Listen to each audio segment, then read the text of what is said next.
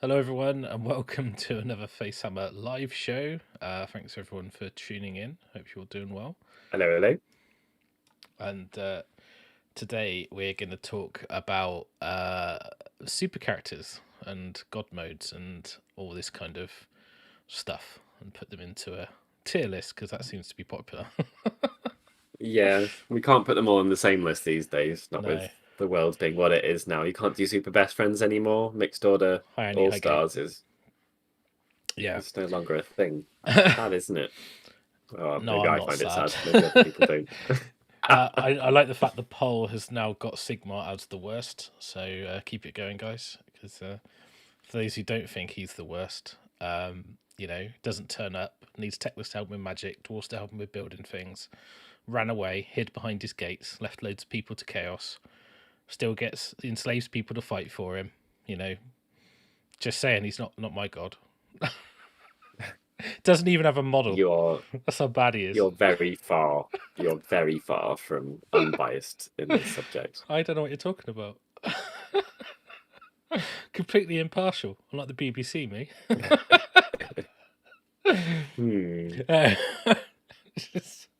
Just kidding. So before we get into the tier list, I think it's probably a good idea just to talk a little bit about what you've been up to, because you've actually had some games today, didn't you? Yeah, had one game with a very, very different Slanesh list to anything I've run previously. Went not minimum characters in like a traditional minimum characters sense, but less characters by Slanesh standards anyway. So I just ran a Chaos Sorcerer Lord, I'll explain why in a second, and Sigvald and the Contorted Epitome, and that was it, which is barely 600 points worth, I think. Maybe a little bit more, but less than 700 points worth, which is still low by Slanesh standards. Yeah, that is very low. Yeah, kind of interesting. One drop list, 20 Bliss Barbs in one unit, which feels like being, just putting that in your list feels like being punched in the face. All that 360 points. Oh, don't get me started. Feels like a 200-point unit costs a lot more than that. 2 units of Hellstriders, which are obviously excellent for their points. A Chimera, which you need to use better than I did. Some Chaos Knights and Vanguard.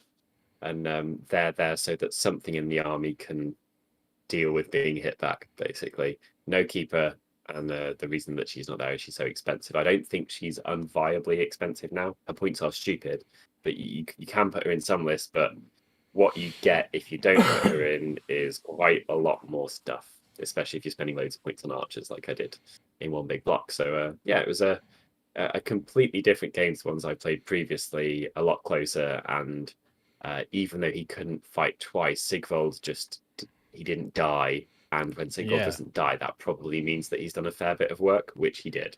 I've heard he's quite tanky now. If he either dies in one, or he doesn't, or he doesn't. And I know that's Mr. 50-50. He's either dead or he's not.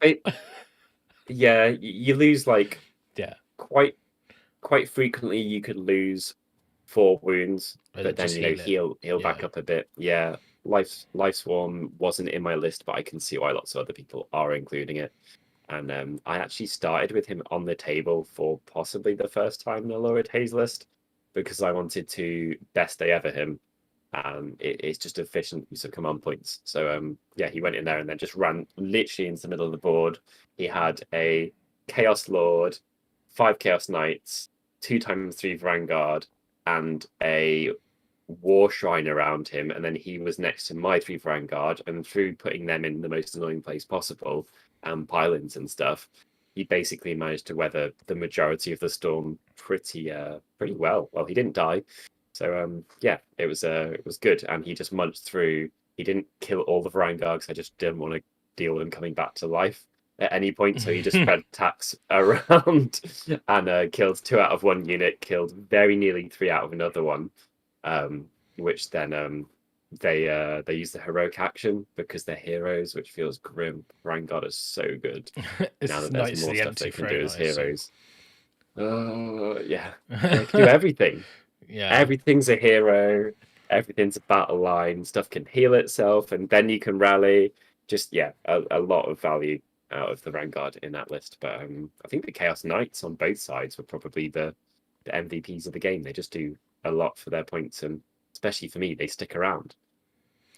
Did you you did the whole thing where you set up further back, let them go first, and then Sigvald could still get his turn one charge because he's fast enough, and they have to get board position, right? And then you've got a chance at a double. Yeah, because what we spoke about, wasn't it, about trying to like be a little bit more I set back. conservative. Yeah, like it's just 1.5 inches more back. But the biggest thing is it being a one-drop list and me knowing that I was going to give my opponent the first turn, and that things like Slaanesh don't want to not be on their terms. They don't deal with it well whatsoever as an army. You know, it's not like like Slaves to Darkness that I was facing where they can kind of weather it. You want to know exactly what's going on. So giving Brad, my opponent, the first turn and just saying, like, come have at it.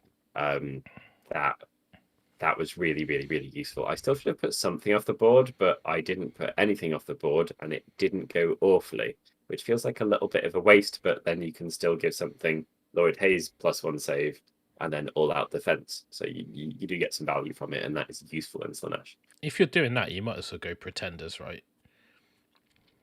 Oh, Godseekers. There's some weird. Because like, I think all of them are far closer now. There's not like Lord Hayes, everything else. Like all of them are viable. Because I think Pretender's command ability is that you ignore the first 2 wounds inflicted, which like is way better than +1 save, especially when you can do that anyway with. It is. Although in Lord Hayes you do it in 2 different places, and you still got the option. So it's particularly good on him. Yeah, I do. I like the +1 charge and some of the items in Godseekers as well. They're a bit weird.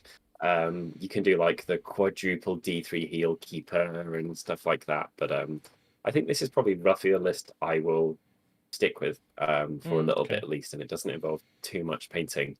And I think without the keeper, you basically feel like you have 150 more points on the board in terms of how it feels. So you've been called the sexy painting guy in the chat. That's fine. Is that because I've got paint on my hands?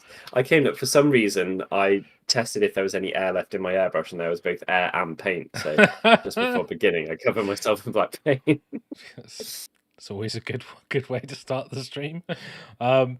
Why not? Sigvald was the sexy boy, though. He was definitely the sexiest boy on the table. He doesn't have his arse out for nothing, which is his job.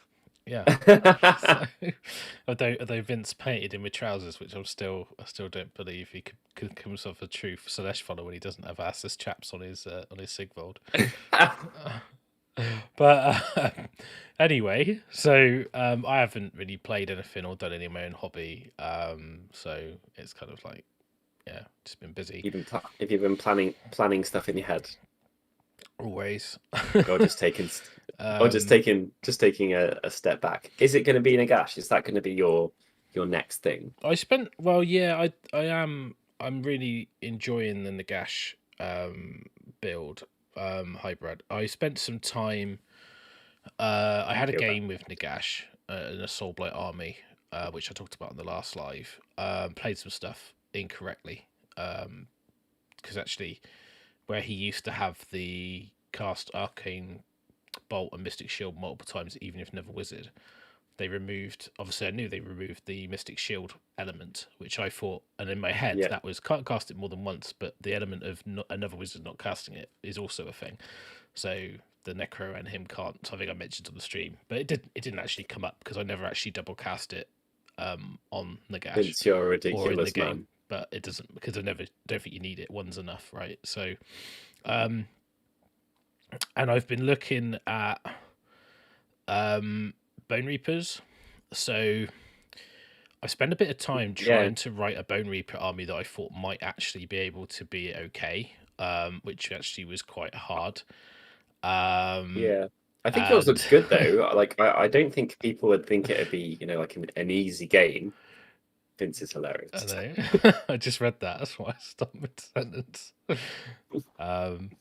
Yeah, I mean, and then like I've been chatting to a few people, and Darren, we were talking about we were theory hammering a Ossiarch Bone Reaper Nagash army, which I don't think is very good. And he thought was amazing, so it was quite an interesting back and forth. But it was just a good discussion to have, really. But yeah, I'm not sold. I don't know. I think he's fun. I think the problem is when you got a model like that, if someone just puts Gotrek on the table, you're like, oh, or something else that can just defeat him.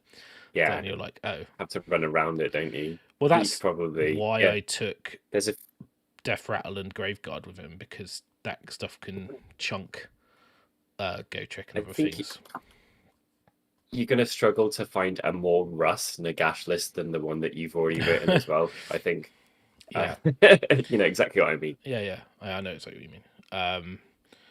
Yeah, and I actually think Nagash in Null Myriad might actually be better than Nagash in Petrific Gave, because the ignore spells is probably better. But yeah, there's stuff you're worried about. I think you're not really worried about like being killed in combat, especially if you're clever with how you play him. You're worried about Lumineth, largely, right? Lumineth is a terrible matchup, yeah. So yeah, for a lot of things, I think Lumineth for anyone who does the biggest. Yeah, just the biggest rock paper scissors winners in the game. Yeah. Yeah. Oh, that's cool. Someone apparently beat a Nagash. That's funny. Petrifix army. Only list. Yeah. So, but anyway, we're digressing. We'll get into talking about big guys and gals in this stream. So, I just thought I'd do a quick definition of what we mean when we say tiers. So I've thrown this together. So it's kind of like S tier. Different for individual characters, isn't it? It's similar to the armies, but I had to delete a lot of stuff because it's not relevant. But basically, S tier is like extreme synergy, power ability, or hardcore unique ability. They've all got, most big characters have got unique abilities, but some are better than others. This is like the best of everything. Super efficient points, so they're probably a little bit on the cheap side. Let you get away with murder. You don't have to play very well with them because they either do all their damage at range or it's obvious, or you get two of them. Seen in pretty much all the competitive builds. So the Morathi jokes start and will not stop. Will not stop. So A tier is basically strong synergy and a power level, strong unique abilities, very few weaknesses, fairly efficient on points, top table competitive linchpin of a list. Well, it'll be obvious what goes in these as we go through. B tier, some synergy and or power level, strong unique abilities worth including, some weaknesses but juice is worth the squeeze, fairly pointed, you get what you pay for, basically. C tier is kind of like, you've got quite a lot of weaknesses. You're probably taking it for the ability, but it's not super unique or necessary to make an army work. Some synergy or power level, strong unique abilities. So basically, it's like it's kind of got good abilities, but they're not really essential. And you could probably do something similar with something else, and they're normally inefficiently pointed, so like a bit expensive for what they are. The D tier is just lots of weaknesses. It's a bit of a heart choice. You're taking it because you like the background and the character. It's got clunky rules that don't really matter. And then there is an E tier, which is actually cut off the screen, which is the classic legends. So let me just put it, not seen at all, nor should they be. So Cetra is in that because he's a legend. Not because he's rubbish, but because you can't kneel down when you play Warhammer, and everyone needs to play on their knees, especially when they play against me. No, I'm kidding.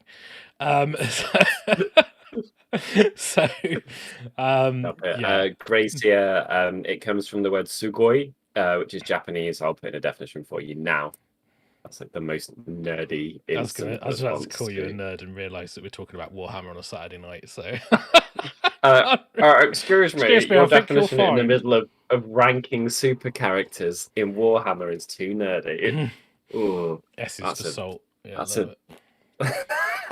that's a sad indictment, isn't it? I guess we could like the extreme synergy. What would also go in that? People might be familiar with the phrase force multipliers. So anything that just you take this and a lot of, or all of, or some of your stuff just gets better for it being on the table. So like everyone gets to reroll ones on their armor saves, for example, something like that. Yeah. Yeah, like Nagash. So yeah. Just going to end the poll now that we're winning. So Sigmar is confirmed as the worst by popular opinion, which makes it true.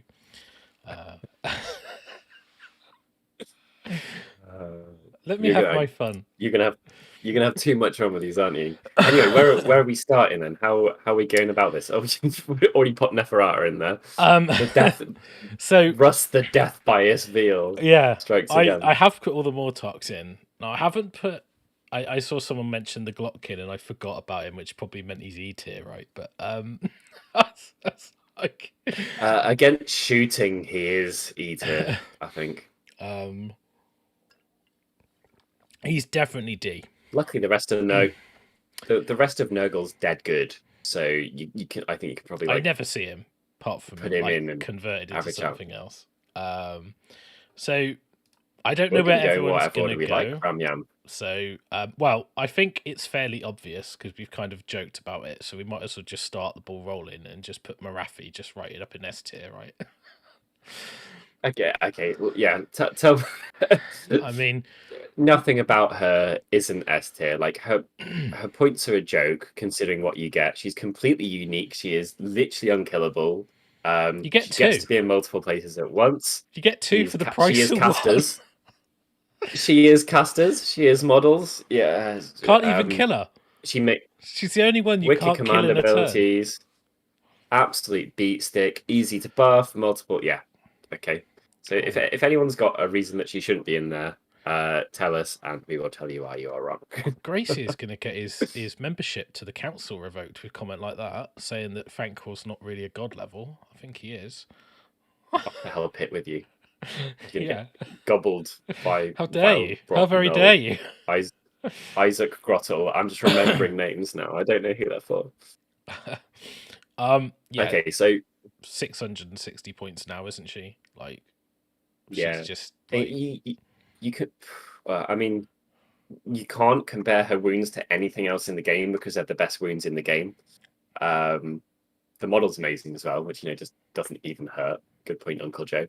You get damage output, insane. Yeah, you get 2. Depends if she's Ren 2 or Ren 1, but then we won't talk about the FAQ. Don't even know what that's referring to. Well, but she was Ren 1, then she went to Ren 2, then Brokerell's Morathi come out and made a Ren 1 again, then the FAQ'd it back to Ren 2, and now the FAQ's been amended, it's not in there, so she's back to Ren 1. So I mean, if anything, she should be taken down a peg or two, so I'm kind of down with that. Yeah, that would go some way to bouncing. Yeah, Ren 1 would be kind of a neat fix actually, because she just does the damage is so reliable, especially in daughters. But I think essentially, if you write a Daughters of Cainless that doesn't have Morathi, what are you doing? I mean, you don't have to take her. She just literally so it's unique. Concession not to. Yeah, concession not to. I mean, particularly given she plays incredibly into the grand strategies, doesn't she? Like, it's just everything to do with scenarios, everything to do with damage, everything to do with survivability, everything to do with efficiency. Not bad. Yeah. Moving on before we bag on her too much for being that good. She's awesome. Tier all of her own. She's in M tier. She is in M tier. Yeah, maybe she's like up off the chart, like like she's like up here, like but yeah. She's pick her the best. You top, shall I bottom?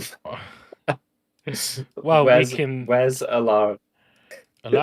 Let's compare points value. What does Alarielle cost in points? 740 off the top of my head. I'm guessing. Okay, so she'll be a little bit more powerful than Morathi then, right? No.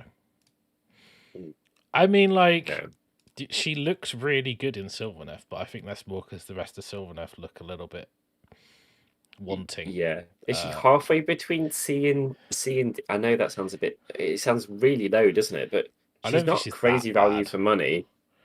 She's not super well. If she heals incredibly, but she also dies in a one-er, as much Less as likely any of. now, though.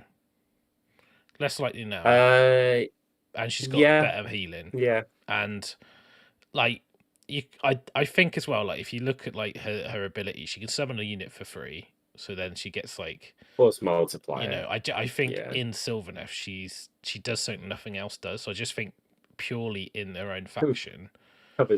We've covered 2 mandatory characters, like concession if not characters, basically so far. Just this. Actually, have we ranked these literally where we put their books as well?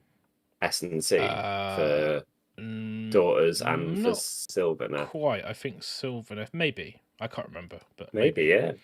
But I mean, possibly. there is some argument that she's B.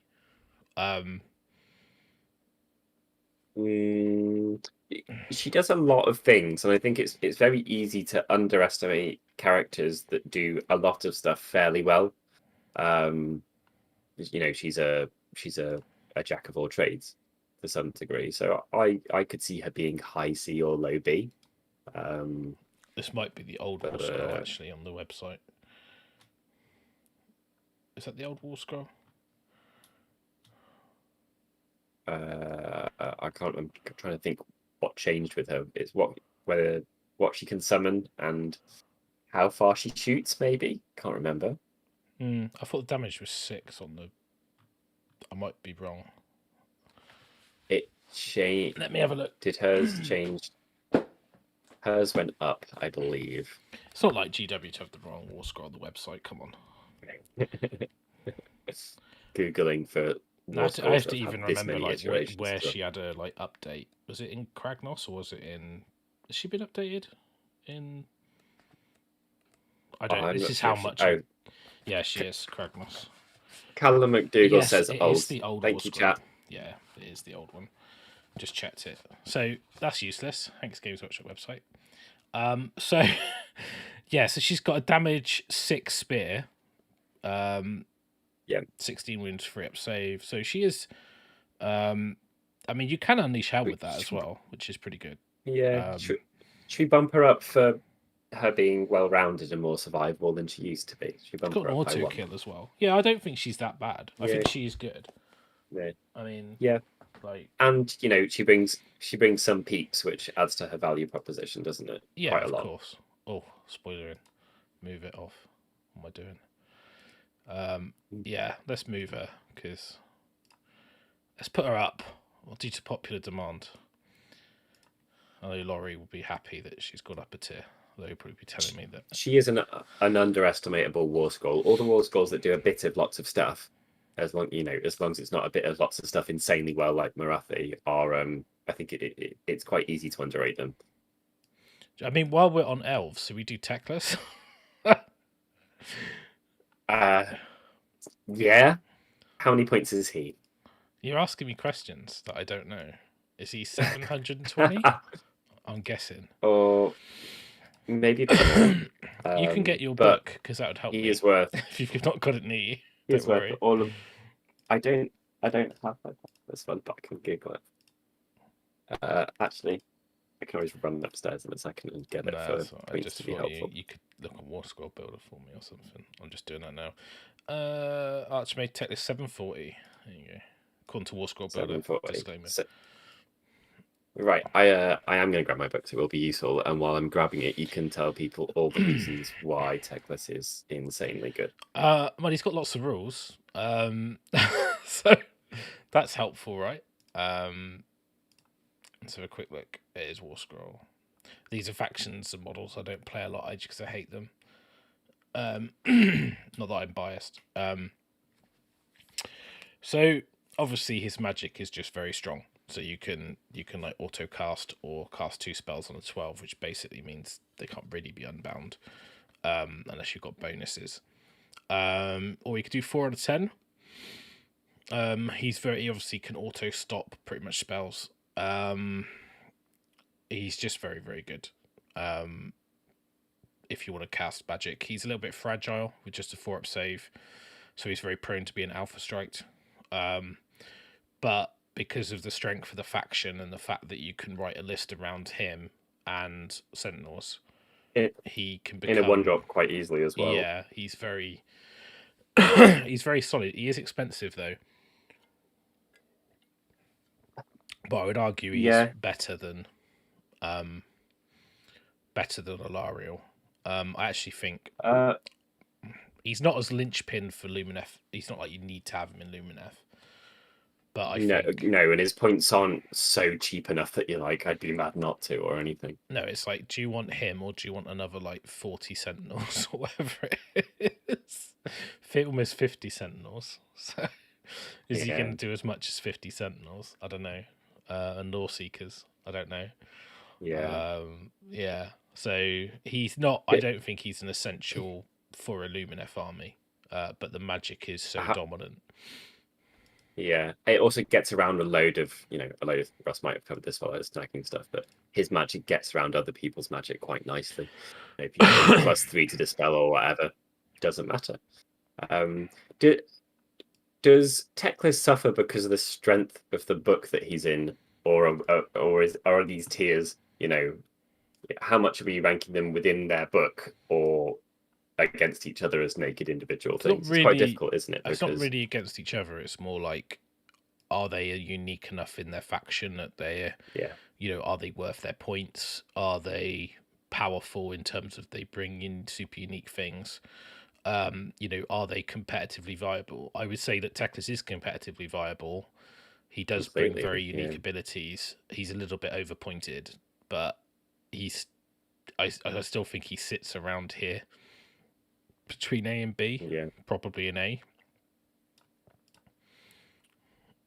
I think if you had to rank the Alpha heroes, it'd be in that order, right? I mean, I'm still looking at his war scroll. I'm just waiting for things to change. It's a strong boy and fits within his faction particularly well in numerous builds, but particularly the shooty I'm gonna control you like blue black knobhead build. I mean, if you were talking about just in terms of do you include it in a Lumineth army every time, it's a no. Whereas Alarielle's probably more on the side of yes. So she's probably like 80 to 90% of lists will have her, whereas he's more like 40%. But 40. I still think he kind of particular temples or particular battle line heavy, whatever. Paying a lot for a model that doesn't really fight too well and doesn't summon a unit. I mean, I could drop him to B. I don't know if he's that. I mean, I think he is your army 1-drop. Do you have Teclis? Do you have a couple of endless spells? Are you worried about anything your opponent brings that isn't 1-drop? That can kill Teclis turn 1. He's again rock paper scissors. He's a really strong proposition for that, isn't he? The list of things that you're worried about is very narrow, even if he's not crazy cheap or whatever, just because what he does extremely well and effectively. I mean, we've not got the Eidolons in the list, the necessary poor, because they're not unique. So there you go. We'll put him in A. I don't know. Split the difference. How's it? Pop the tier list up then. Is it not up? I thought it was up. No, I've been talking this whole time with it not up. So we've been getting Elfie. It's up on my screen. It doesn't really help everyone else. Should we do something decidedly unelfy then to carry on jumping around between? Yeah, we've only got Croak and Gotrek left in order. But we can migrate away from order and do something else. Let's get to something completely different then. Should we do Archaon? Because he's like he just goes in everything, right? Yeah. How do you consider him? Because he'd just be like this, depending which faction you play. It's like from D to S. What factions isn't he amazing in? He's really good in most of them, right? I'm just trying to think which Archaon list would you be like, they got Archaon, that's a soft version of Khorne or Nurgle or Celestial Teacher. Slaves or whatever you're going to say. Yeah, Slaves to Darkness. I think he's not as good as he is in. I mean, I think he's best in Zinch. Because of Fate Dice, Kairos synergy, the fact you've got. I forget the name of the host, but he's extremely strong with the spells and buffs. Yeah. So. Not duplicitous, is it? I think he's like not brilliant in like Nurgle and Khorne. He's okay.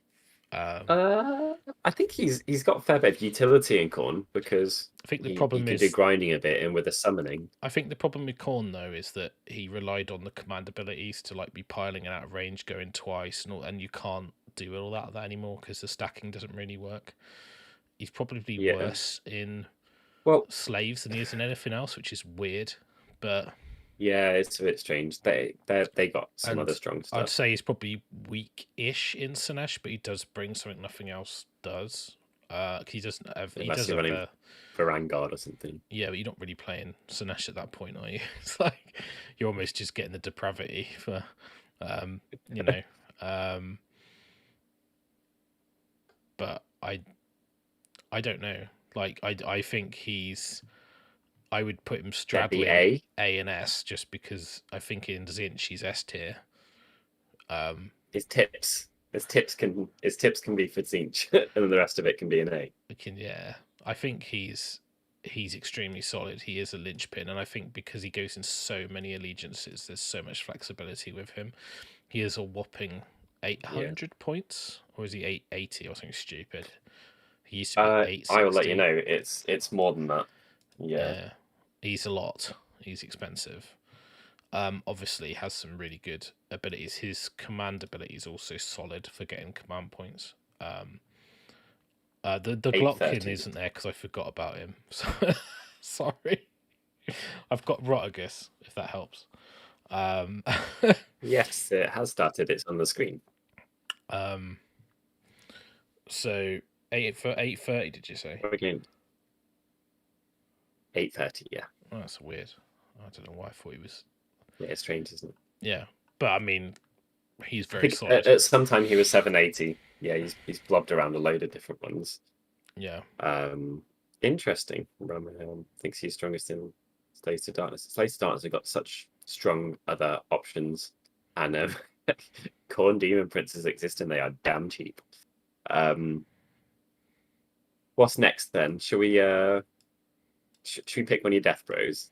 Yeah, we can. Oh, where's my Bellacore? He should be in here.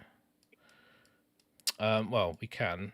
Which one should we do? I mean, I could talk about Catacross, I suppose. Yeah, go for it. Absolutely. I'm just going to stick him in D. Because he's that bad now.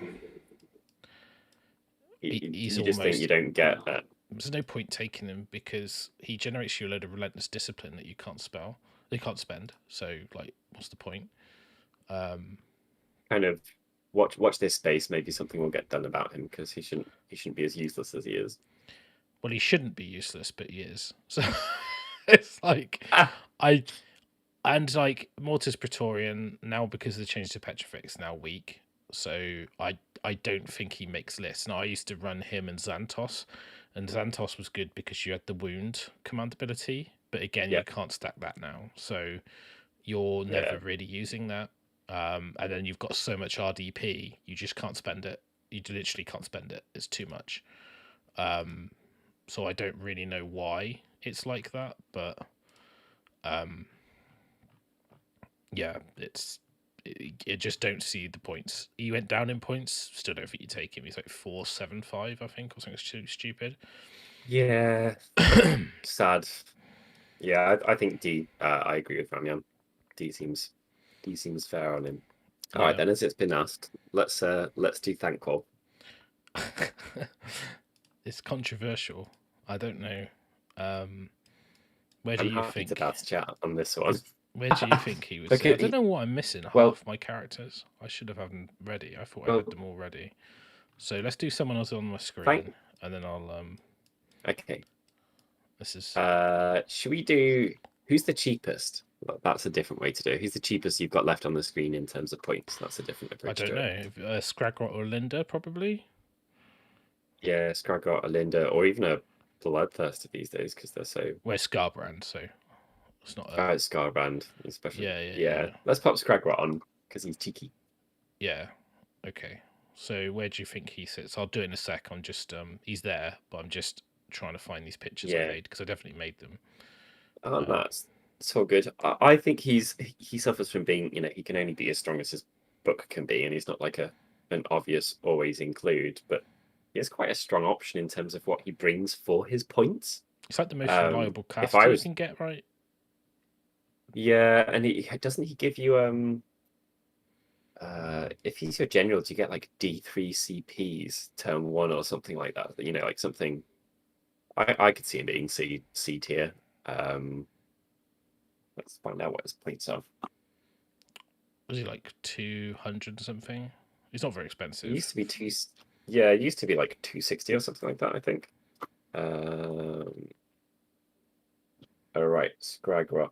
Oh my god, everything in it. It's so weird flicking between them. He's 230, which just I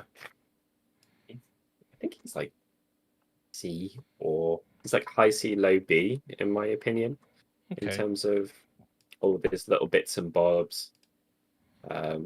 He fits in nicely. It's such a cheap amount of points that you don't have to, he doesn't dictate the rest of your list either. Yeah. I mean, he does do something that like you don't get somewhere else, right? I mean, he's kind of good for that, right? Yeah, completely. Sorry, I am trying to multitask really badly, as you can tell. It's so good. I'm checking his entreaty and stuff he's like got that. A 5 up, say, one's casting wounds. an unbind. So yeah, does get lookout Sir and stuff like that though. Add 1 to casting and unbinding. Roll a dice each time. He's got a 4 up after save, which makes a big difference to those 6. If this model is your general and on the battlefield at the start of your hero phase, roll dice on a 4+ D3 CPs. I'm not sure if that's been FAQ to be less extremely efficient. I know it's a 4+, which is quite swingy, but I don't think it has. Like, I don't know why you would. It still works, right? So why would they FAQ? Yeah, absolutely. I think as well. I think for his points, just that alone is quite good, isn't it? Yeah, and this is going to be slow loading because I'm doing like multiple things. That's all good. Ooh, bit of range shooting. Range 28, 6 attacks, 3s and 3s, rend 1, damage 1. It's quite useful to have attacks like that because you can stack them on top of your spells, which you have a fair amount of in Gloomspite. So, yeah, I think he's I think strong C. His command ability is once per battle, if this unit's your general, before you roll a dice to determine else the bad moon thing. So you can manipulate the bad moon because I think it didn't work.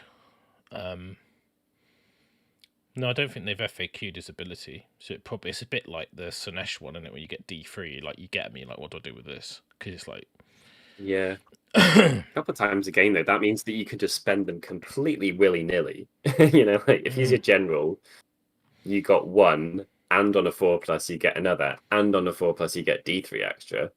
You're that's just like, why not rally? And you're just gonna use every single CP once. Like, it's quite it's a good way to be efficient with the rest of the army as well.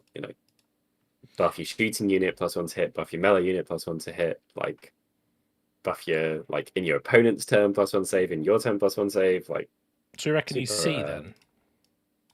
I think C or B. It's just his book is quite weak, which kind of makes him feel weaker. Yeah. I think like 28-inch range shooting as well is rare, especially in destruction, right? What else you got? Like, I think it's gone down a bit because it does like a mortal wound every turn, doesn't it? I suppose it does force people to use the heroic action. So, yeah, maybe it's C. I'm not sure. Let's put him in a C. Seems fairly safe, I think. Yeah, fair amount of weaknesses can be taken for abilities not super unique. Some synergy power inefficiently pointed, probably. He's effectively got 12 wounds. Yeah, probably B, to be honest. Yeah, I just think it's so easy to think that he's worse just because he's got like because he's a little goblin. Spite. Yeah, we're gonna get hate. I'm gonna get so much hate. Yeah, that's. I know he doesn't feel like a super character, but the moon would disagree with you. Oh, you meant the prime? Yeah. The prime's not unique either, so we're not doing the prime. Well, he is, but he's not super enough for me.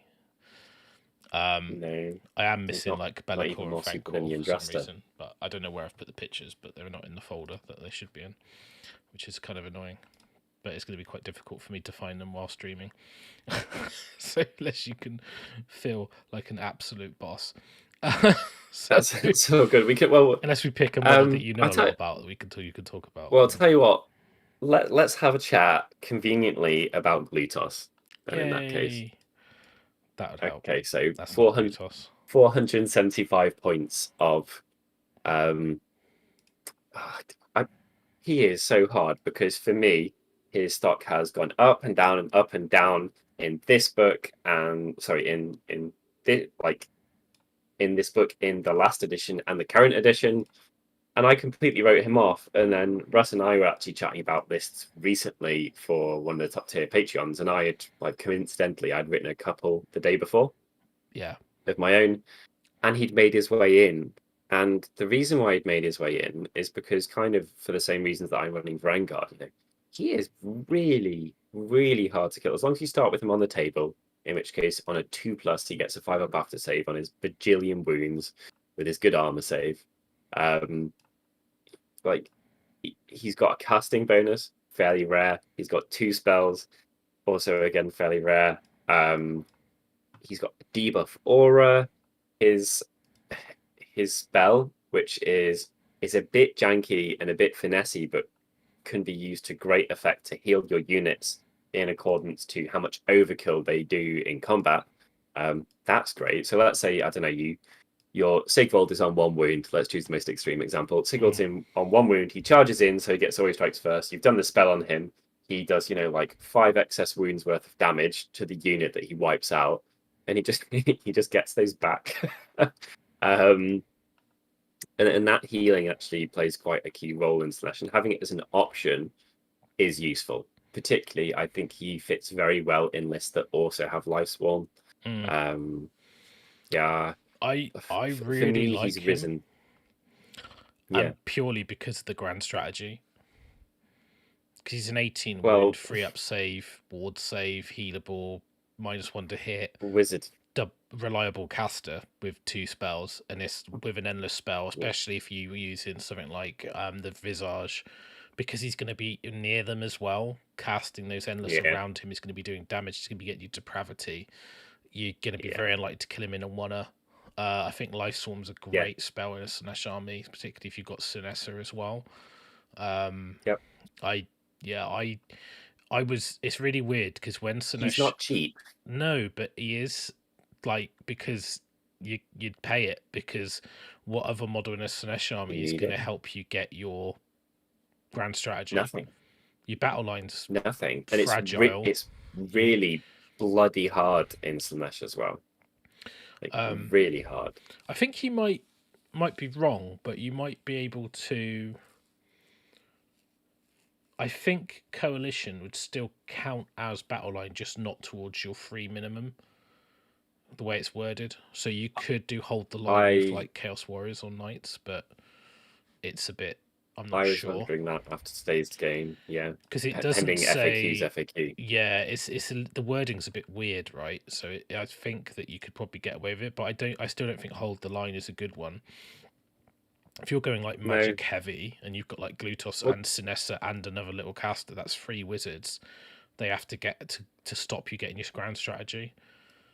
The thing is as well, if you take those grindier units, you're not going to use them for what they're meant for, which is to just try and hold up your opponent's army. And if they're your survivable battle line, you're putting them in the situation where they're least likely to survive. Whereas he just has to exist, right? He has to exist and maybe have one thing next to him to make your opponent split attacks a bit. And he's great. And he pumps out a fair bit of damage as well. I don't think he's definitely not the best at anything apart from maybe being solidly survivable. But over the course of the game, I don't think you'll struggle to get your value and your actually I mean, he is what damage free with his attacks, right? He's not. He's got a really varied profile. It's all over the place because you get down to the bottom and then you've got just like some little people who are waving around fans or whatever to hit people. So he's got Crushing Claws of damage free with Rend. There's a Great Blade that's Rend 2 damage 2. I mean, he's got multiple attack profiles. Yeah, I don't know. Like the thing he's got over other battle line units as far as tankiness goes, as well as you can do best day ever on him, and that is a good recipient for finest hour. I think he's good in Pretenders really as well. Good. Like, ignore the first 2 wounds. It's like, okay, well, it's. Yeah. I mean, I think in Pretenders you basically just give up on him dying ever. I mean, right? Yeah, I mean he's a non-monstrous 18 wound hero, right? It's pretty strong. Yep. Yeah, I don't know. I think maybe B tier, to be honest.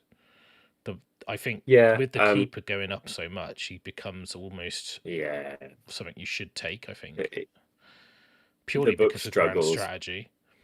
Yeah, completely, absolutely. I think he's pretty solid. If people are using him, do not be afraid to just 6 his run, turn 1, blob him in the middle, have something next to him, and you're probably going to be fine. Obviously, not against everything in the world, but you do not need to be worried. And I think he wants to just be in the middle of the battlefield doing loads of different shit. Yeah, I like him. Should we do Bellicor now? I found him in Frankwell. I can do Let's those. do it. We'll do Bellicor, and people can put their thoughts in on Thankwell because that's one of the ones that we're the least informed about, I guess. I think for his points and what he does, he's either A or S. 360. I think he's 380 for Bellicor. Purely because he can ally and he can go pretty much in any of the Chaos factions. 360.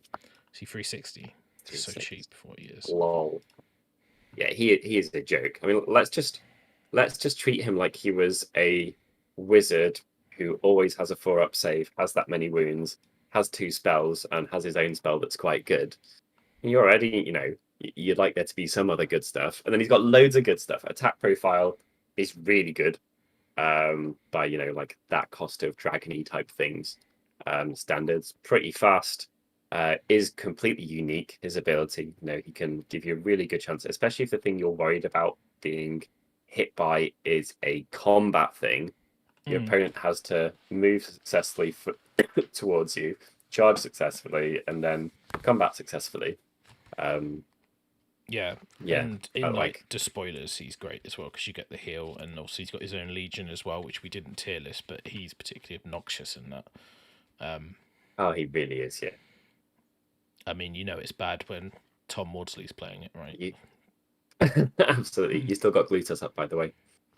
Have I? Oh, the scroll? Yes. Sorry, I can't see all the screens. Unless you changed it 20 seconds ago, in which case I'm giving you bad advice. No, I can't see what you're seeing while I'm seeing it, if that makes sense. Hello, Andrew. In that case, if we're starting at 10, you turned up 10 minutes early, but you're still in time to catch plenty of it. Yeah, sorry, 9 o'clock today because Brian's got an early one tomorrow. Yeah. So yeah, I mean, I think he's S tier. Like, he just does something so unique. The fact that the majority of lists where you can consider him, you have to kind of justify him not being included, I think is a good indication of just how strong he is. Not Morathi, but he's damn good. And fits into most armies that can take him really, really snugly as well. He's not too expensive to be... He's not awkward, points-wise. Yeah. Cool. All right, then. Guys, pitch in on your thoughts on Banquo. Because we could do next. I know that he's changed. You can only use... Or should we do him next? let's do thankful. People have been requesting it, and I think people that can weigh in with their comment about opinions. only using one warp fire, that was just a load of rubbish. That was just a question that I think someone misinterpreted. So okay then. So basically, the way that it works is every model within 8, you roll a dice per number of projectors. And I think there's a question in the FAQ, which is, does that mean I can shoot 4 times and I roll 4 dice per unit 4 times? And they're like, no, it doesn't mean you can't use 4 projectors. So there's no, it still works as it works.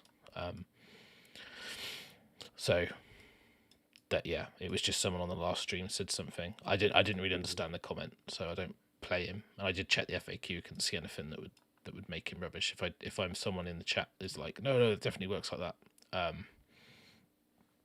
He's what I think is quite useful. Obviously, Unleash Hell makes him quite good. Does because the warp fire projectors is after they charge, so it's potentially devastating. And what you can do as well, you can even protect him from being charged by something you don't want to shoot at if you put a screen, but then you're minimizing the effectiveness of the warp fire projectors. Yeah. And like I think he's really cool. He is a really, really cool. He's a unique piece. 405 points, which isn't colossal if you kind of look at them. Probably fairly pointed, would you say? Not like crazy cheap. He used to be like definitely ridiculously not too expensive for what he was, but he does have fairly decent casting. He's got some command point efficiency. He's got a 5-up board, 14 wins, 4-up save, so fairly survivable. Yeah. You can equip him however you want as well, which is kind of...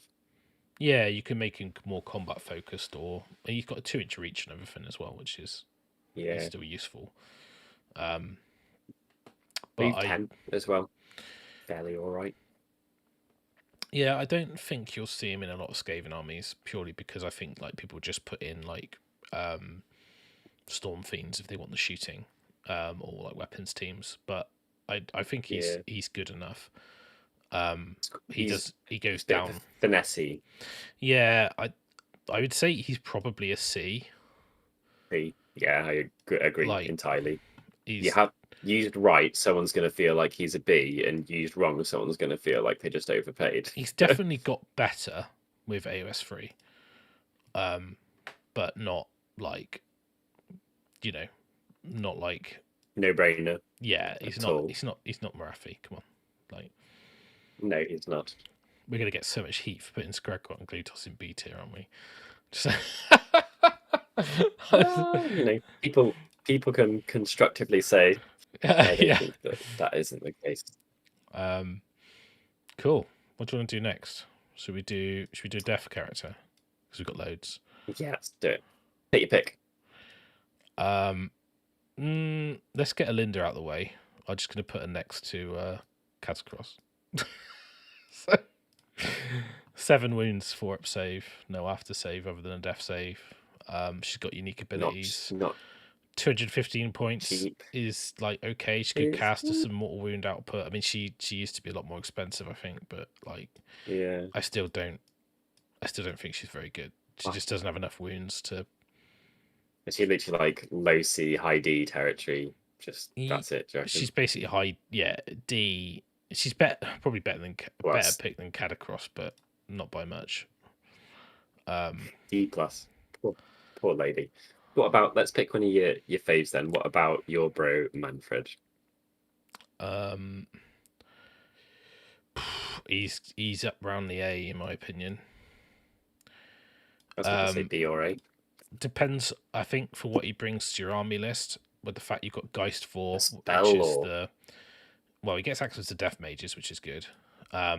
He also has the +1 attack bubble when you kill a model.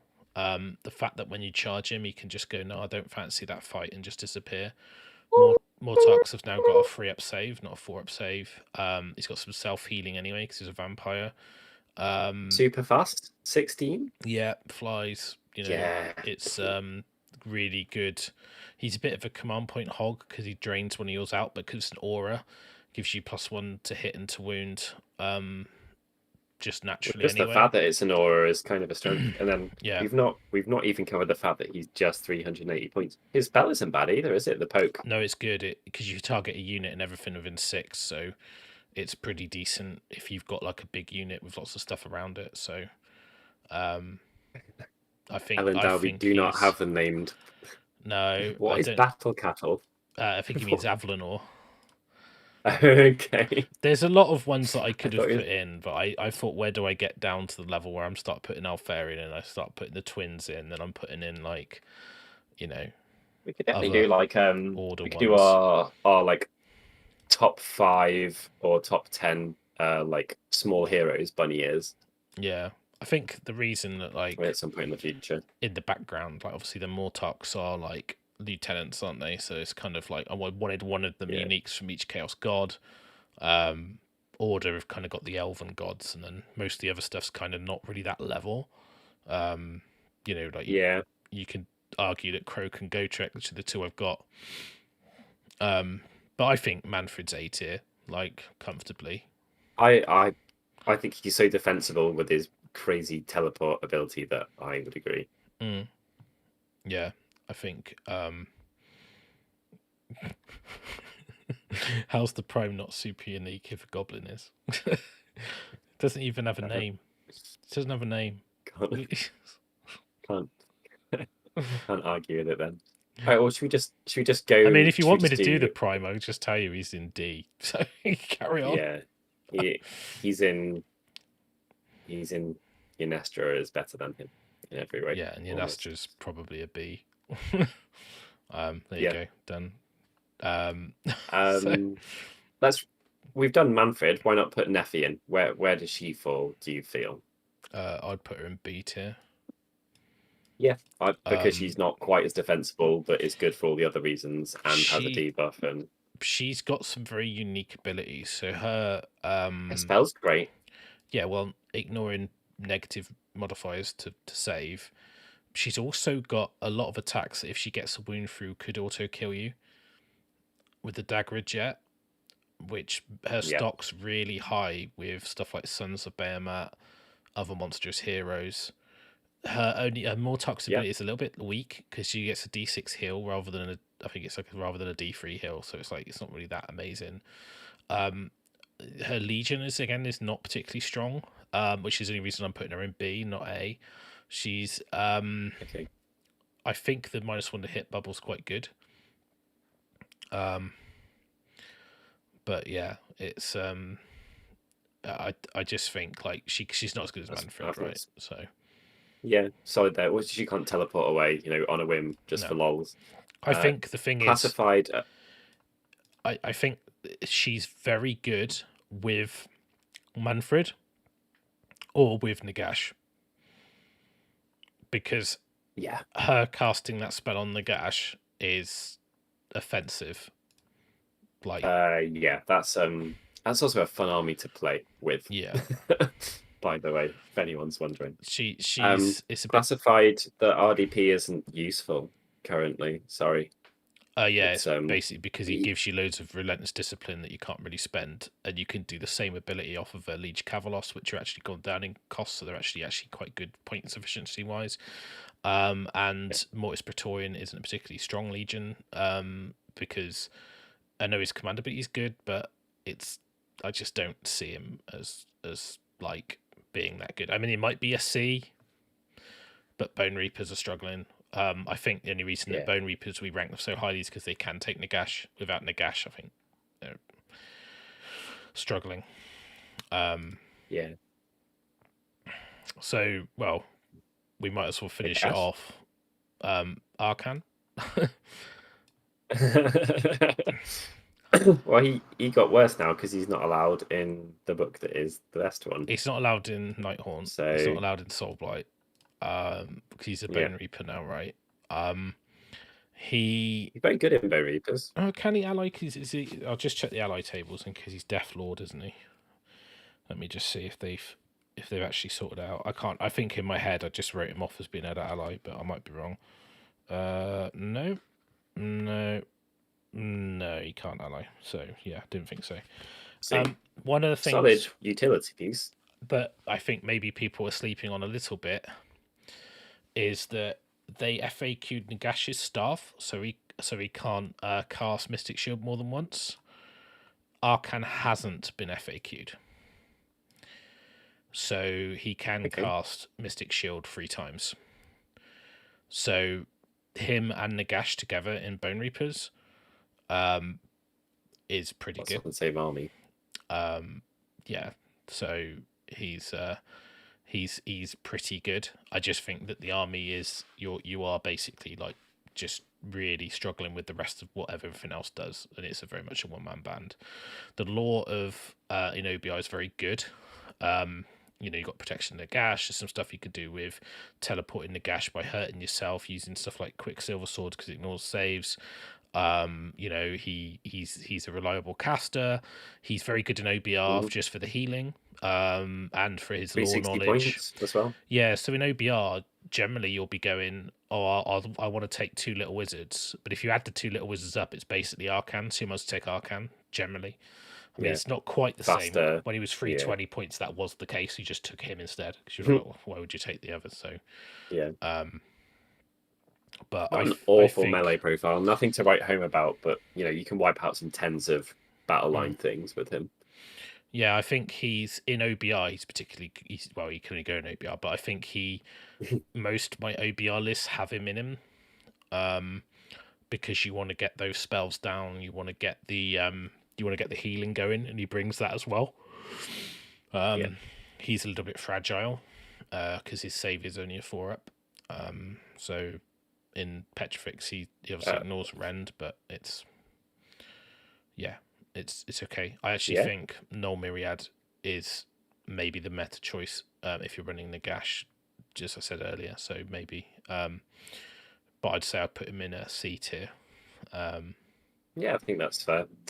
George Mathiakis, him and Nagash in Bone Reapers is 1,300 points FFS. Are we serious right now? Yeah, I mean, the rest of the book isn't solidly incredible or anything, and they are pretty solid. So, yeah, absolutely. You don't have much left after that, but they do what they do pretty well. Yeah. So Nagash. Nagash? Yeah, let's do it. We're on a roll, right? B tier. Yeah, I have no arguments either way. I think he ain't cheap, right? He's the most expensive thing in the game at 970. Yeah. Formerly 975, formerly 980, formerly something else that was overcosted, still overcosted. 16 wounds, decent command ability, good healing. Obviously, he's very strong magic phase, but he's not Teclis magic phase. He isn't. Bolt is probably harder than Teclis, though, doesn't he? Yeah, but not a lot harder. I mean, he's not amazing. Vordry's not a Mortark. He's just the fist in the gash, so I didn't put him in. So yeah, I just don't think he's as bad because of the bolt and how strong he is in an army. And I've played with him a couple games, and I found him overperforming to where he used to. Not before 3 come out, not the time when he was the Needle Nagash was very strong. But he's still like a linchpin of the army, but he's got a lot going for him. The issue is that you are going to have the odd game where you miscast and you're just going to go, well, that was shit. Yeah, he does force multiply a bit, doesn't he? He gives everyone a buff. Yeah, and I think if you pick the right army around him, he becomes very strong. Like rerolling to hit and to wound, to hit on a 1 and a save on a 1 is very strong. Yeah, that's why I like it with Death Rattle, because you get the reroll 1s on the Deathless as well. So like a unit of like 30 Skelly Wobbles with a 5-up armor save in Legion of Night, 4-up on the first turn, rerolling 1s, is just not going to go anywhere, especially when he's healing them. And you can obviously stack Bolt on him, go in and start blasting stuff, and he gets access to all the Death Mage spells, and they're really, really strong. So I think he's solid. I don't think he's definitely not C. I mean, I'm tempted to almost push him into A because of what he does for Bone Reapers, but he's not. Yeah, he's just too it's expensive. Not no-brainer, is he? No. Yeah. No. How about Nagash and 5 units of Blood Knights in Castle and Keep? Nagash and other stuff works in. I mean, this is one of the reasons he is strong, right? Nagash plus 1,000 points of other stuff works in a lot of different lists. Yeah. Yeah. It doesn't really work so well in OBR because that means like you got 30 more tech and a guy. But yeah, in Soulblight, yeah. I mean, like you could run Castellai with. I actually think the better army is to run him with more bodies. So I think my list had like Graveguard, Death Rattle, Velbats, Corpse Cart, Necromancer, White King, that kind of thing. Yeah, in Legion there's quite a lot of cheap stuff about, isn't there? Yeah, which for is, sure. you know, it's you get nice quite to have a lot for that 1,030 points. A Nagash army that does something, you know, rather than doesn't. I don't think he has to come with endless spells apart from maybe. Well, you should add one endless spell to his. It's just that one, right? He comes with that basically. I think so. Yeah. I think some debate about team events when you can't duplicate them, whether he loses his spot purely because you can't duplicate it and someone else will be better off of it. Yeah. But then OB, I've got some very good endless spells, like the Shrieker's particularly great strong. endless spells. Yeah. They're all because the solid. Shrieker you can't use immune to battle shock or Horrorghast, so you could do something really weird with like pinging mortal wounds from bolts onto random people with Gaze and Nagash and with some other stuff, and then basically just force a load of battle shock tests. Bit situational, but you could do something with that. So yeah, he cut his the like final point on him. The arcane bolt on him also gives you something that feels like shooting or a way to clear screens, which is quite difficult to do in death. So, you know, there's another unique part of what he brings to the table because that is very useful. And you can play very defensive with him because you can basically stack like 6 more arcane bolts on yourself, and then if no one's one charge you, right? So, no. Yeah, it's I think he sits solidly in the middle. I definitely don't think he's as bad as some people think he is, but he's definitely not. He's definitely not Morathi or Bellicor. So, absolutely. Should we do? Should we jump to Greater Demons? Yeah. I basically got Rotigus, Skarbrand, and Kairos. So yeah, special Greater Demons. Start with Kairos. Yeah, he's a weird one because he's really good with Archaon. But I was gonna say they hold hands, right? But he's not.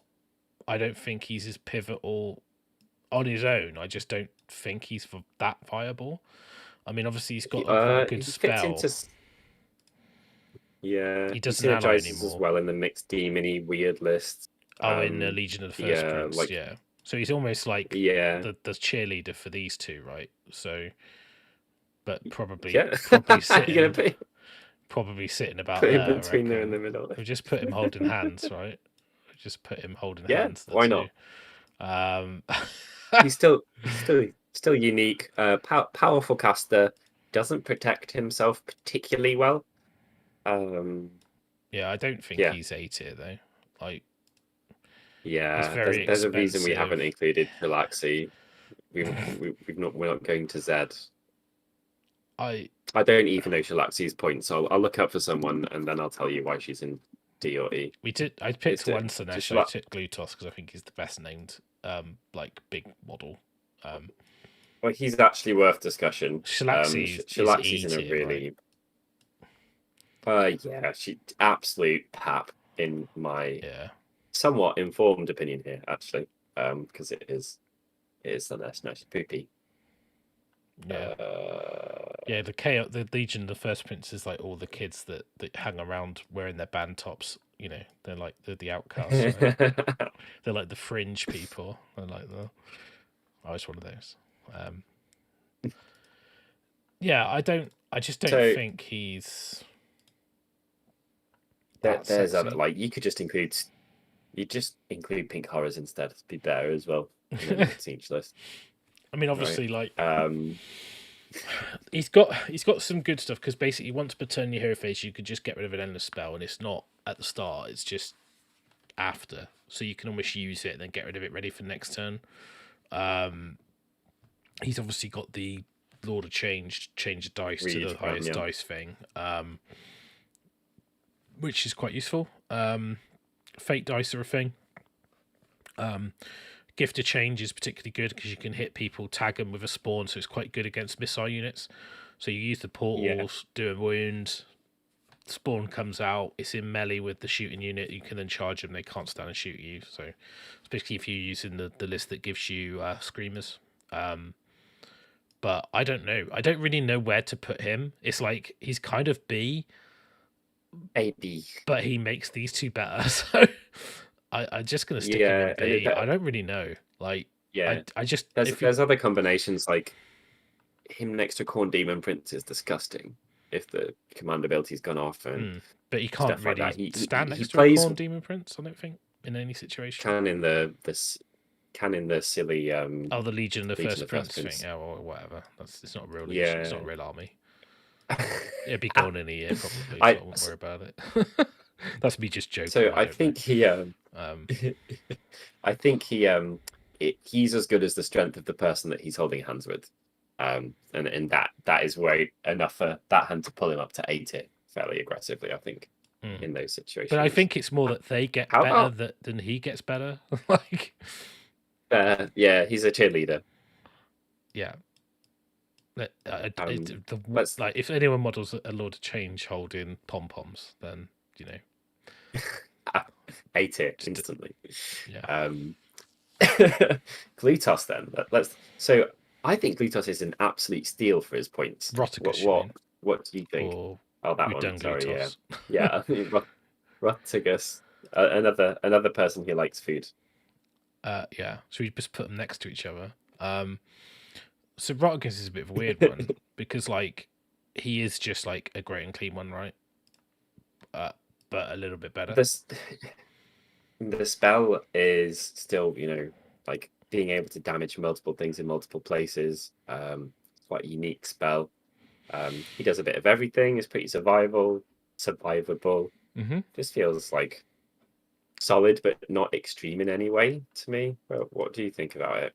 I'm just going to check his points. I think it's 340. 340, I think, is the same as a great and clean one. I think like if you're running multiple great and clean ones, like you generally take one of them as him. If you're only going to run one great and clean one, you run a normal great and clean one because you want someone to put your artifact. The Thrice Fold. How much is a normal great and clean one? Is it 340? Let me check. It's really close, isn't it? I think that what he brings to the army isn't any super unique thing. Like he doesn't really do anything special that nothing that a great and clean one doesn't do, and he's got like a bit better in combat. He's got a good spell. 5 points less than a great unclean one. They are 350. So like for me, he's good, but I just think he's not a solid mental. B. Like he just sits in the fat middle appropriately. Appropriately, yeah. Yeah, no disagreement from me there at all. Yeah, because I just think like if you got two great and clean ones, you might as well take Rotigus. But I think his stock's almost dropped because Sloppity Bar Pipers and Scriveners got better. So normally when you would buy another great and clean one because nothing else was worth buying, you're probably going to buy. You're certainly not going to buy the Glockkin. If you're on the magic, yeah. It depends if you want the magic, I guess, because having some. We'll do this guy as the Glockkin, okay? So what I'll do is so you understand he's the Glockkin. I'm just going to flip him over upside down. So that's the Glockkin, and we'll put him down here somewhere. Doesn't matter. There you go. There's the Glockkin. For people asking. I just know. There you go. Skarbrand is 380, by the way. Yeah. Just checked our next boy. Yeah. So Skarbrand. Yeah. He's kind of like amazing, but also awful. So he's really slow. He doesn't fly, and I think the problem is the Khorne Bloodthirster list relied on stacking command abilities, and the Tyrants of Blood formation in Reapers of Vengeance, And although potentially he can just do mortal wounds, right? So he's got the ability where you just do 8 flat mortal wounds. So you just don't even attack. You just go like, if you roll a 1+, which you will, they take 8 mortal wounds. And if the roll is a 6, they take 16. And then you can go like, have 1 extra attack from the banner, have 1 extra attack from a Wrathmonger, 3 attacks. I did 40 mortal wounds to a unit in 1 round. And then with Reapers, you can go twice, but everything's normally dead before you go. But he's really prone to shooting. There's a lot of shooting. He's not as good as he used to be. I'd say he's probably C. Yeah, fair. I don't. Not crazy overpriced or anything, but you know his stock has just fallen a bit due to some incidental stuff. And the other Bloodthirsters are cheap, right? I mean, I know it's AOS free and he can heroic rampage and monstrous and all that sort of stuff, but I honestly I don't see it as I just don't think he's that good. Yeah, it's fine. I'm good with that. Too much shooting in the meta right now. Yeah. Should we pick one that we're the least knowledgeable about? Croak. Yeah, I mean he's probably Very here, good. right? And I don't mean to put him on top of Nagash. In fact, I'm not going to put him there because that offends me. Let me put him there. I don't want him near my boy. I think probably A. Like he's not 30 points. He's in a strong book. Doesn't hurt. No, I did see like the thing is, it might be because I chat to Darren on WhatsApp, so I hear about how amazing Seraphon are. I've seen some people in the comments saying how bad they are and how they've got the raw end of a stick, and I'm like, I don't know. What book are you reading? Yeah, I don't know, but I think there's some valid points from what people have said about they relied on formations or that they don't have anymore, that they can't stack command abilities, which is some of the stuff they were doing. I think Croak's got the potential to get killed very easily now, but he is just great, right? It's scary for some armies see him, and if they can't deal with him, then they're just trying to not lose the game, I think. And he's not. I mean, obviously the Bellwind went away. You got your command point generation because you get 3 dice on a 4+. You get a command point. He's got +2 to cast a spell and unbind. He can unbind spells anywhere on the battlefield. He can cast 4 spells. He knows the obviously Celestial Deliverance and Comet's Call. In addition, he knows all the spells from the Celestial Domination lore from Battletome Seraphon. So he's got all the lore. He's got a command ability that hits D3 units wholly within 18, gives them fly and +1 save against missile attack. Sorry. He just is very unique and gives you a lot of spell and magic power and does something that nothing else in the book does. So he is kind of a linchpin. I don't think he's like not S because he's not underpointed. Got a lot of casts for his points. I think he's not survivable. Basically, is the reason he's not an S, right?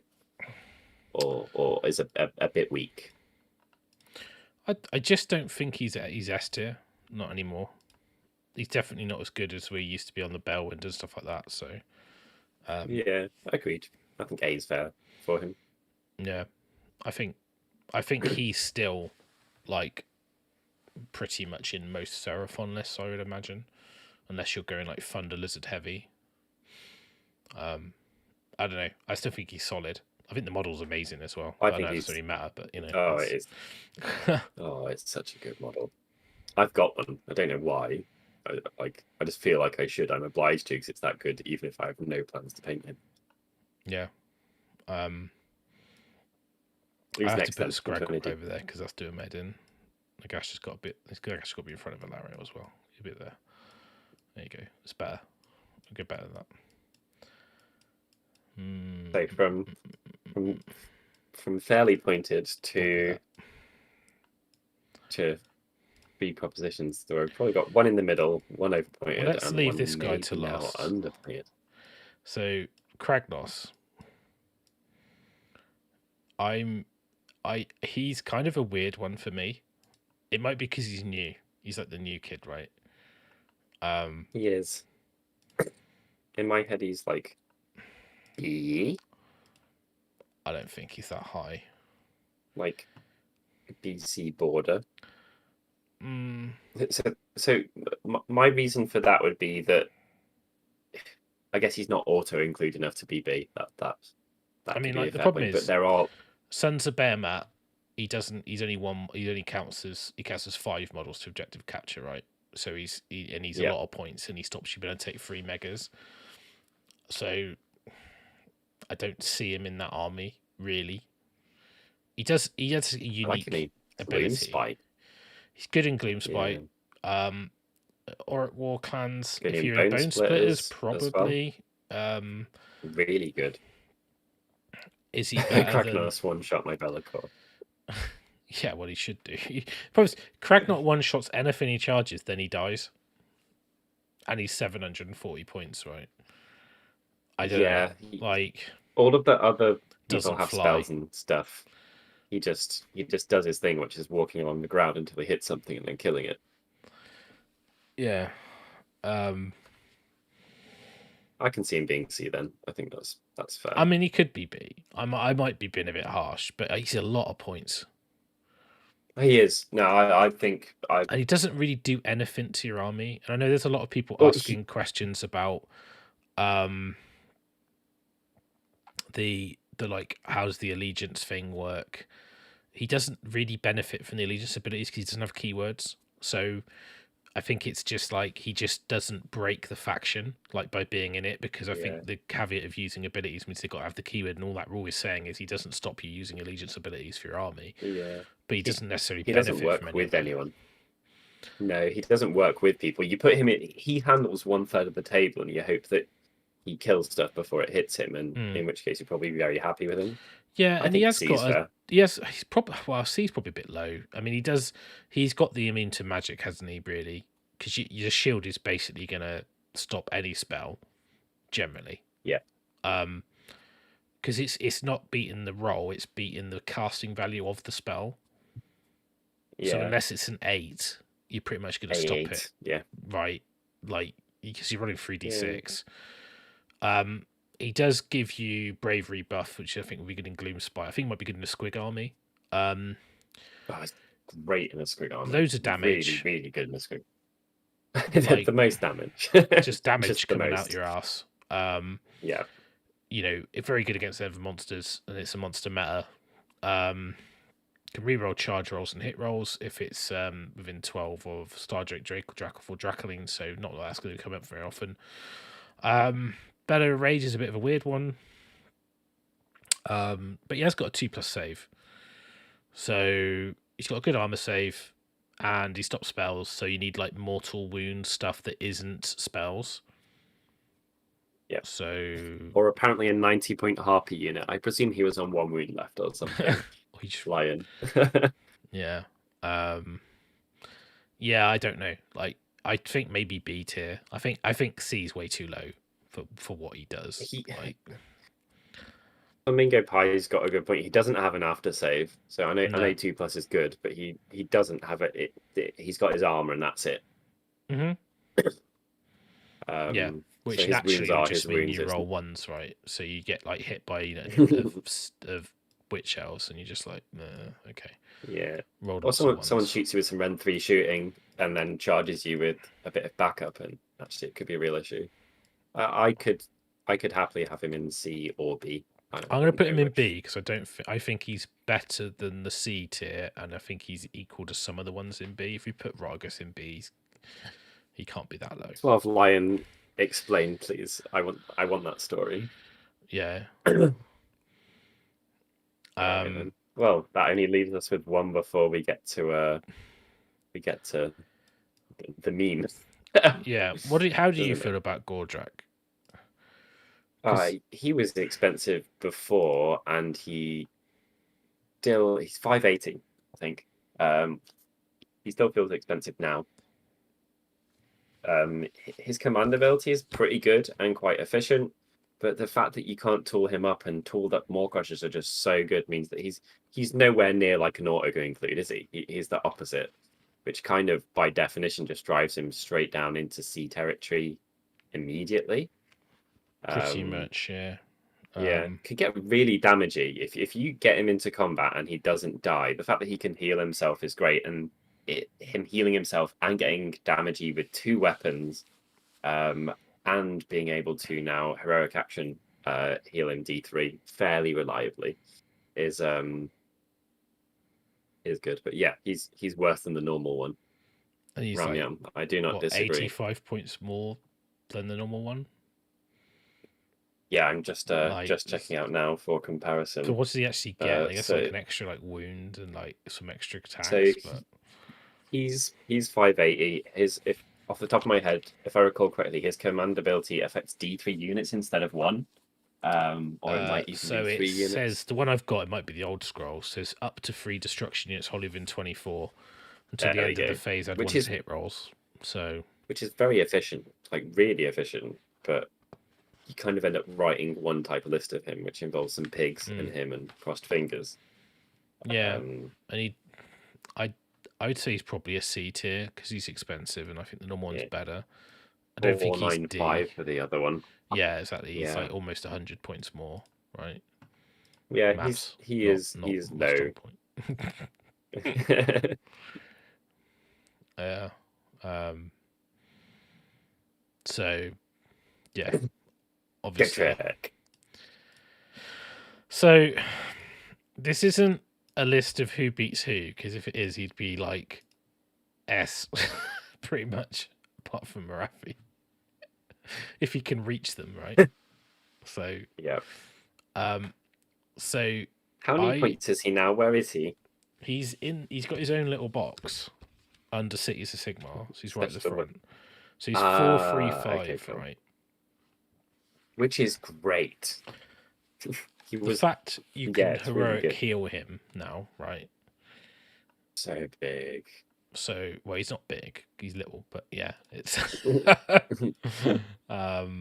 so what have we got with him?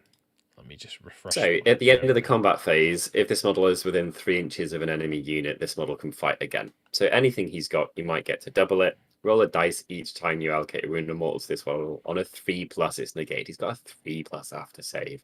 So solid. Yeah, he's amazing. He's not fast. No. Like, let's put that one out there. That is his major issue.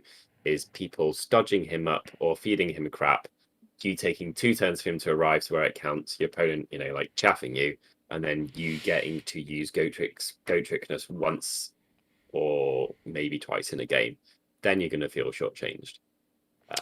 I think the problem is, though, he's just really hard to kill, right? Because he's got like a 4-up, 3-up, 8 wounds, can't be auto killed. Every damage is 1. Benefits from Lookout Sir. Benefits from cover. Yeah. He does die. Basically, it's really weird. He dies to hordes of really shit attacks. He doesn't die against big things. So, like, skeletons. Pink horrors standing shooting against him. Like stuff like that. It's really weird. It's like all the stuff that he shouldn't care about kills him, and all the stuff he should care about doesn't. He just gives no shits about. Yeah, it's like exactly. Such a weird model. Runs into combat with 9 melee Storm Fiends, DGAF, like get stunned and shot out by 20 pink horrors, dead. Yeah, it's he's really good now though. He's like right, he just is good, like easily 80. Yeah, I think he basically just some armies. If you've got a Sons of Behemoth army and they put Go Trick on the table, you're just going to be absolutely dreading that game. He is a deal with me proposition. Like you just plonk him down, and he's basically like Kragnos mini edition, but not in terms of output or resilience. He can just go and handle some stuff on his own, and your opponent has to be able to deal with him in some way, whether that's feeding him crap or avoiding him or whatever else it is. Yeah, And Ramya makes a Um, good point with that. That in a beginner game, he's like you'll feel completely overpowered because what a lot of people do get the biggest, scariest thing in their army and put it straight into him, thinking I need my best thing to kill their and best thing. die. And actually, what they really need to do is put their worst thing into him. Like, I mean, Yeah. I wish he Sitting on was the here table with the bridge. because he's got no place in the Mortal Realms, in my opinion. Like, he's not. Like, I really don't like that It's he's legends in. in your head. But I just don't like the fact he's in the Mortal Realms. It's like it's sort of Yeah. like a. But I know that a lot of people love him. I know I'm going to get some heat for that, but it's just my opinion. Yeah. My opinion, folks. My soapbox. He's think the definitely reason why A, right? he does not get S because let's say you half charges or minus charges or like anything that involves you slowing him down when he's already incredibly slow, or let's say your strategy is to use bridge or something like that and your opponent's got good dispelling, you, any more points you invest into getting him to be able to get there faster, you just wasted more points on him not being able to get there against certain types of armies. So I think that is why he can't be S for that reason, because he's got little baby legs. Yeah. If he flew and could teleport around the table, he might be a higher tier. But you have to rule stops him being moved. He's spent a lot of his life trying unsuccessfully for that heroic death, and it's still continued. Yeah, he's going to die to Moonclan Grot shooting at him with Unleash Hell rather than heroic death. Oh, they will, yeah, absolutely. I think you can. It's so easy to chunk him up, though, isn't it? You just like keep him chaffed up. So yeah, certain armies are going to be, if Hi Matt, I agree. Just put him up. Ramyam's just spoke about him in Soulblight, but yeah, you could put someone with a rerollable after save or something in a big chaffy unit that's got high bravery, and you could just hold him up. Or you put 3 average units around him, and he has to allocate and split between them. They don't get wiped out, and that's enough to tie him up for 2 turns, which is maybe enough just to be able to deal with him in the game. Half his movement with a spell from Ramyam. Yeah, like using like Decrepify on him would feel bad, right? You'd do like, just can't like, just like this dwarf limping around the battlefield, like going, come here. Yeah, but I think that's where we've ended up. I mean, there's loads of other characters. There's people going, what about this character? What about that character? They don't, in my head, they're not like that level of in the background, and that they're not like super big characters. I know Volturnus is like kind of the only deepkin one, but it's not. It's like Severith is in the Lumineth book and where he stays. He's not. It's like, I mean, the problem is Lumineth got like 8 named heroes. It's like not worth doing all of them. I know it's not 8, but it's a lot. And then you start off to do stuff like like there's loads of named in Sinesh. So you could do like Sinessa, Dexessa, Shalaxi, Sigvold, and then you end up with like 30 or 40 characters per faction, like per chaos and stuff like that. So, but yeah, I mean, I think at the end of the day, like the armies that are very competitive that can linchpin around super characters are kind of around the top end of that chart. Nagash might be higher in that regard, but I think that as you start getting down the list, they're just like nice to haves or situational includes, but they're not essential. Also, if you like B tier is kind of like they don't need to be in the army to be good, but they can be a linchpin of an army. Yeah. Whereas like S and A are kind of like they do make the army what it is, really. Just justify it just by being there. Included. Yeah. So you don't have to, kind of interesting because Gotrek can go in so many different armies. Yeah, I know. Skragrott's a weird choice, but I didn't have many destruction, and I thought, well, let's give him something. Let's give the Gloomspite something. Like, come on. There's only like 3 named characters in the whole faction, so he is appropriate as well. Him being little and tiny and not as impressive as everyone else is. He's got a big hat. Thematic. If it's about hats, we could do a tier list on hats. I'm not saying Severus not amazing, Daniel. I'm just saying he's not in the tier list of super characters. He's not a god, is he? I mean, I still think he's amazing, but you know.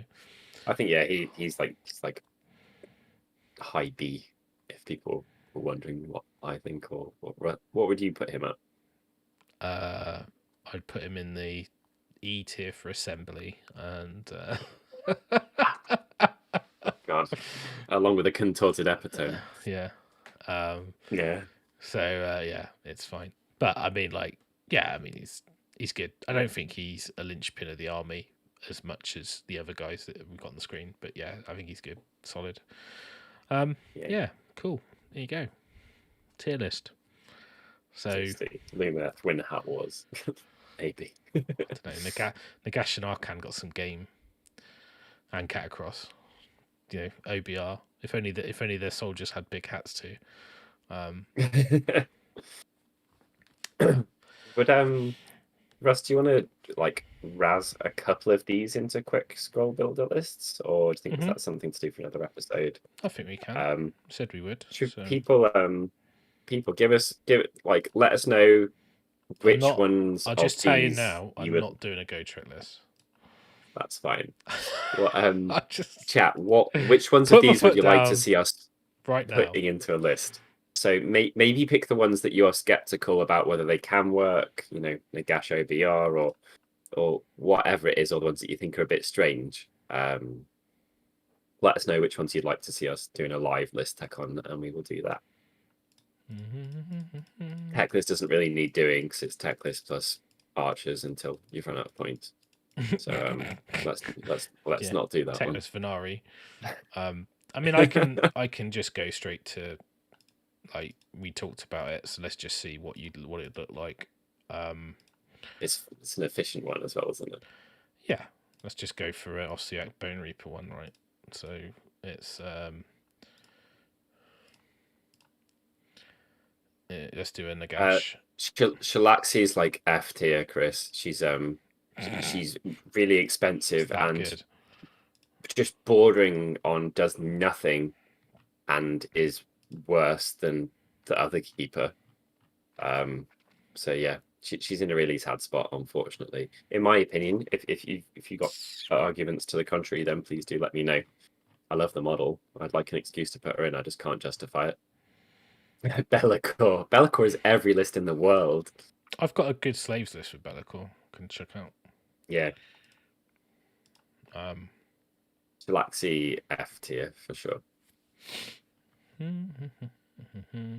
She just. I'm going to open up the scroll now while Russ is being a OBR genius on 5 points. Why on earth did they decide to have a 5-point increment thing?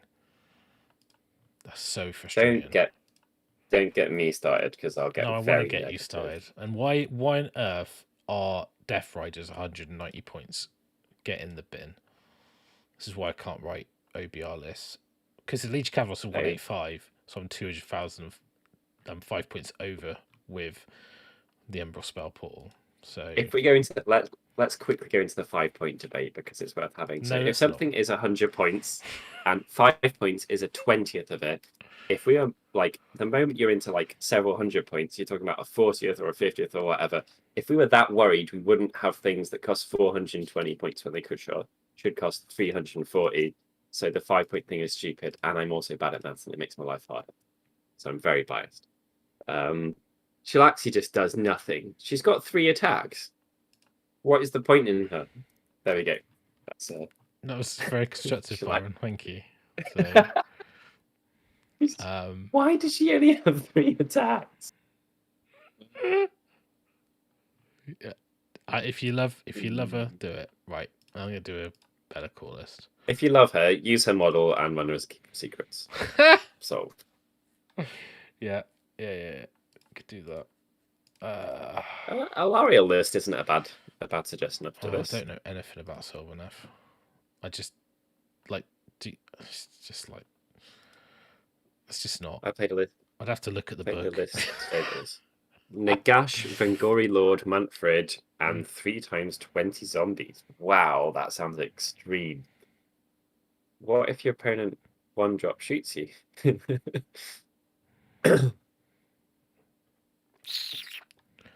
Yeah. Nagash should be top 800 points tops. Yeah, I could see him, not having a 9 at the start of his points value and it being absolutely fair. Yeah. He's definitely not what I would call Detonating the truth bombs or just being reductive of the two. Yeah. There's a chat to be had about Sinessa and Dexessa in the future. I'm sure they will get covered kind of naturally in my Slaanesh discovery journey. Yeah, I think so. I really like Sinessa. I think she's really good. In my head, I'm trying to work out what else I'm missing. Trying to remember what was in the army. Oh yeah, Varangard. Yeah, and that has to go. I think I just said double Sorcerer Lord. It's hard not to, isn't it? I'll put a guy. Nah, junk. Don't like it. I'll put a Lord and Demonic Mount. I should have put the Carcajacking because I like the model. What you get? Ashu Babadidi. I've been at an event, or we've been at an event when Terry did 270 wounds in 2 turns with Skarbrand. So he can go nuts. Absolutely, he can go nuts. Yeah, it's AOS2 though, isn't it? Yeah. Don't get to double pile and all that stuff anymore. So or take pile in 100 6. points off Nagash and put them on Morathi. I can see that. I'll vote for that. Yeah. Just where do I sign? Oh wait, I don't actually have any power. What points would Morathi be fair at, given how good she is? And is it literally like 800, or is that a bit too extreme? Like 760, 780. It's a lot, isn't it? Yeah. Yeah. I would say 780, 760, right? She's definitely be more than Alarielle, right? Because her free model is Little Morathi, right? Yeah. Yeah. Exactly. I can't be doing she's with all mental. this. I can't be doing with all this stuff. What is this about? Core battalions and that. I'll worry about that later. That doesn't matter.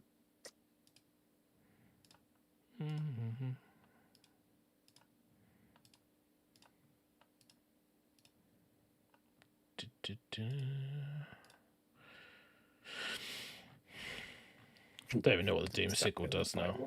It's just end the spell for thingy. Why is that not working? 10 knights, 5 knights, 5 knights, 9 in 10 beasts, 9 in 10 beasts, 3 Varangard, Chaos Sorcerer, Lord of Demonic Mount, Slave to Darkness Demon Prince, Bellacle the Dark Master in Despoilers. And when I click on that, it's a tiny little army, which doesn't make sense. I don't know. Alright, don't know. War Squad build have been a bit weird. Sometimes it can be weird. I to ask Tony, don't know. But nice to have it back though, isn't it? Yeah, still makes it a lot easier. Yeah, so it's kind of variant on the list that I was writing at the end, which is basically like Bellacore, a Khorne Demon Prince, because why wouldn't you? Chaos Sorcerer Lord, because why wouldn't you? Chaos Lord Demonic Mount. He's kind of like, you take what you want there. I would probably run 2 Sorcerer Lords. You could change the 10 knights to 20 warriors if you want instead. But I really like knights. Yeah, I think they're just really good. Like you could on these, you could give them lances if you want the reach, but it's efficient to buff that 10. Yeah, I rate them. I was chatting to Brad about it after our game today. You could even run just 5s and just drop them to 5 if you wanted to, not have a big one, but I like one for the demonic power buff, and you could be the like grindy tank unit that goes in. You obviously got the Khorne Demon Prince has got the half your charge command ability, and then you've got obviously Bellacore, which is blue black knobhead. Then 2 Entain Beasts for stopping being charged if someone goes before you and can drop, then you can push them back, so you're not worried because you haven't had time to put your Bloodsick Ground up yet. 3 Varangard, because I just like the spike damage. Double piling, they're just really good. 8-fold Doom Sigil is just Could be anything. I mean, I just chucked it in there. I don't think it does a lot, but it's fairly good. All corn with a Zinch sorcerer because that's fluffy. Into spoilers. I think that's that is sort of what I was Super leaning solid. with Bellicor. Like it's I don't know why this doesn't work. It's really frustrating. It's cutting my army list off for some reason. I don't know why. But anyway, yeah. So that's my kind of Slave to Darkness list for Bellicor. Super solid. Yeah, he's really good in it. It's just like doesn't really care about anything.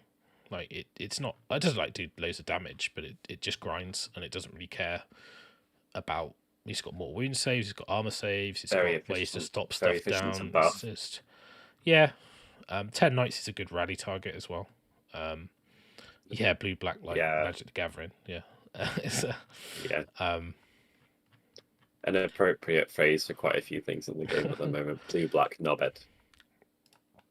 Yeah, I don't know enough about Sylvaneth, so I could chuck a load of Sylvaneth stuff in a scroll, but I literally don't know much about them. So, I don't know. You have Alarielle in the battle line, the Revenant and Life Swarm, and then you end up with enough points for a couple units of Scythe Hunters, and you're kind of there, or flavor of whatever it'd be, which is kind of helpfully expensive. I think. Yeah, I mean it's you would literally I don't even know what Glade like. We can skip those for now. It's kind of the stuff that is important when you write lists and you start going, oh, what formations can I do? What grand strategy into the minutiae of it, yeah. It's I think the other list I did was probably Hold the Line for the grand strategy. Could do Prize Sorcery, but I'd probably do Hold the Line. So what's this Warsong Revenant? It's expensive, isn't it? It's almost 1,000 points. It's almost as many points as Nagash. Oh, it's more. You take which is the one that summons? Is it the Wraith? Summons a unit. Would you say? Yeah. What would you do for battle line? Just bite revenants. The ones that can toot around the table, which I think is revs. Yeah. I'm just googling what's called. You won't bother putting Dryads in because you can summon those, right? Nah. And then you were saying like Scythe Hunters. I think. Is it the size of the swords that are now Scythes are cheaper. What, one big unit of them? Then would you put what, like a Daddy D in? Is he, how many points is he? It's probably too many, right? A Spirit of Durfu. Yeah, it's too much. With her in there, you don't need it. You just don't end up with many points in the list. What's Drycha? Any 330. Any Sylvaneth players do wage it in. Collect Lumineth. Your thoughts on it? Warsong Revenant is good. Tanky cast that does a bit of damage.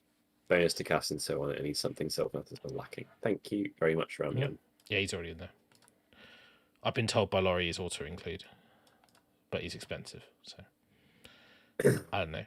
Sylvaneth doesn't really light me up. I don't think the hunters are a weird one. Like they actually worth having.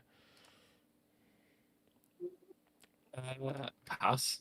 Umbral Spellport was basically a Sylvaneth spell at this point. What Ramyam and Suave, what would you be putting in the remaining slot then? In this type of list that we've got on the screen. I think Alarielle's pointed just at that bit where she kind of heavily dictates what's in the list. What's the pick your battle line and then you end up just. You could drop those. Bin. Hunts for size are worth it, apparently. Just about 6 Scythes, 3 units of 5 Spite Revenants, Durfu, Warsong, and Alarielle. It's trash. I don't like it, but we'll have to try and crack that one another day. Yeah. We've got Nagash is valid in a load of lists. I could just show you my Soulblight ones because they would take me like literally no seconds to put up. Yeah, I can't go for it. Or George, are you specifically talking about the OBR plus Nagash plus Archaon that we spoke about? I was struggling to make that decent, to be honest. Yeah, I don't think it's worth putting both of them in for the points. I don't really like him in OBR. I'm honest. I think you need to do something really techy with the spells. I like to have time to look at it really. I just don't rate him in OBR. I just don't rate OBR at the moment. It's maybe because I'm just down on it. Reps can't teleport now. I know. That's changed. I know Matt Leons has had has been having a lot of fun with Nagash, so I don't know what his Nagash list is, but if he's in the chat, he can pop it in. But this is a sort of list that I was running. I'll do the one that I played. I got 2. This is Legion of Night. So I've done this on the show before, but I'll just stick it in for prosperity's sake.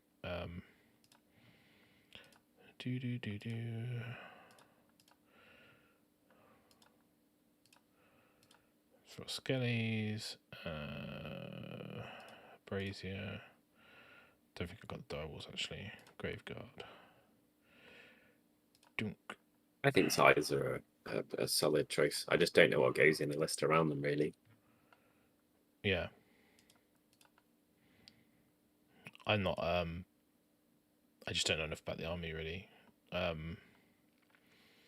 Certainly not an army that it doesn't really suit me, like what I want to be doing.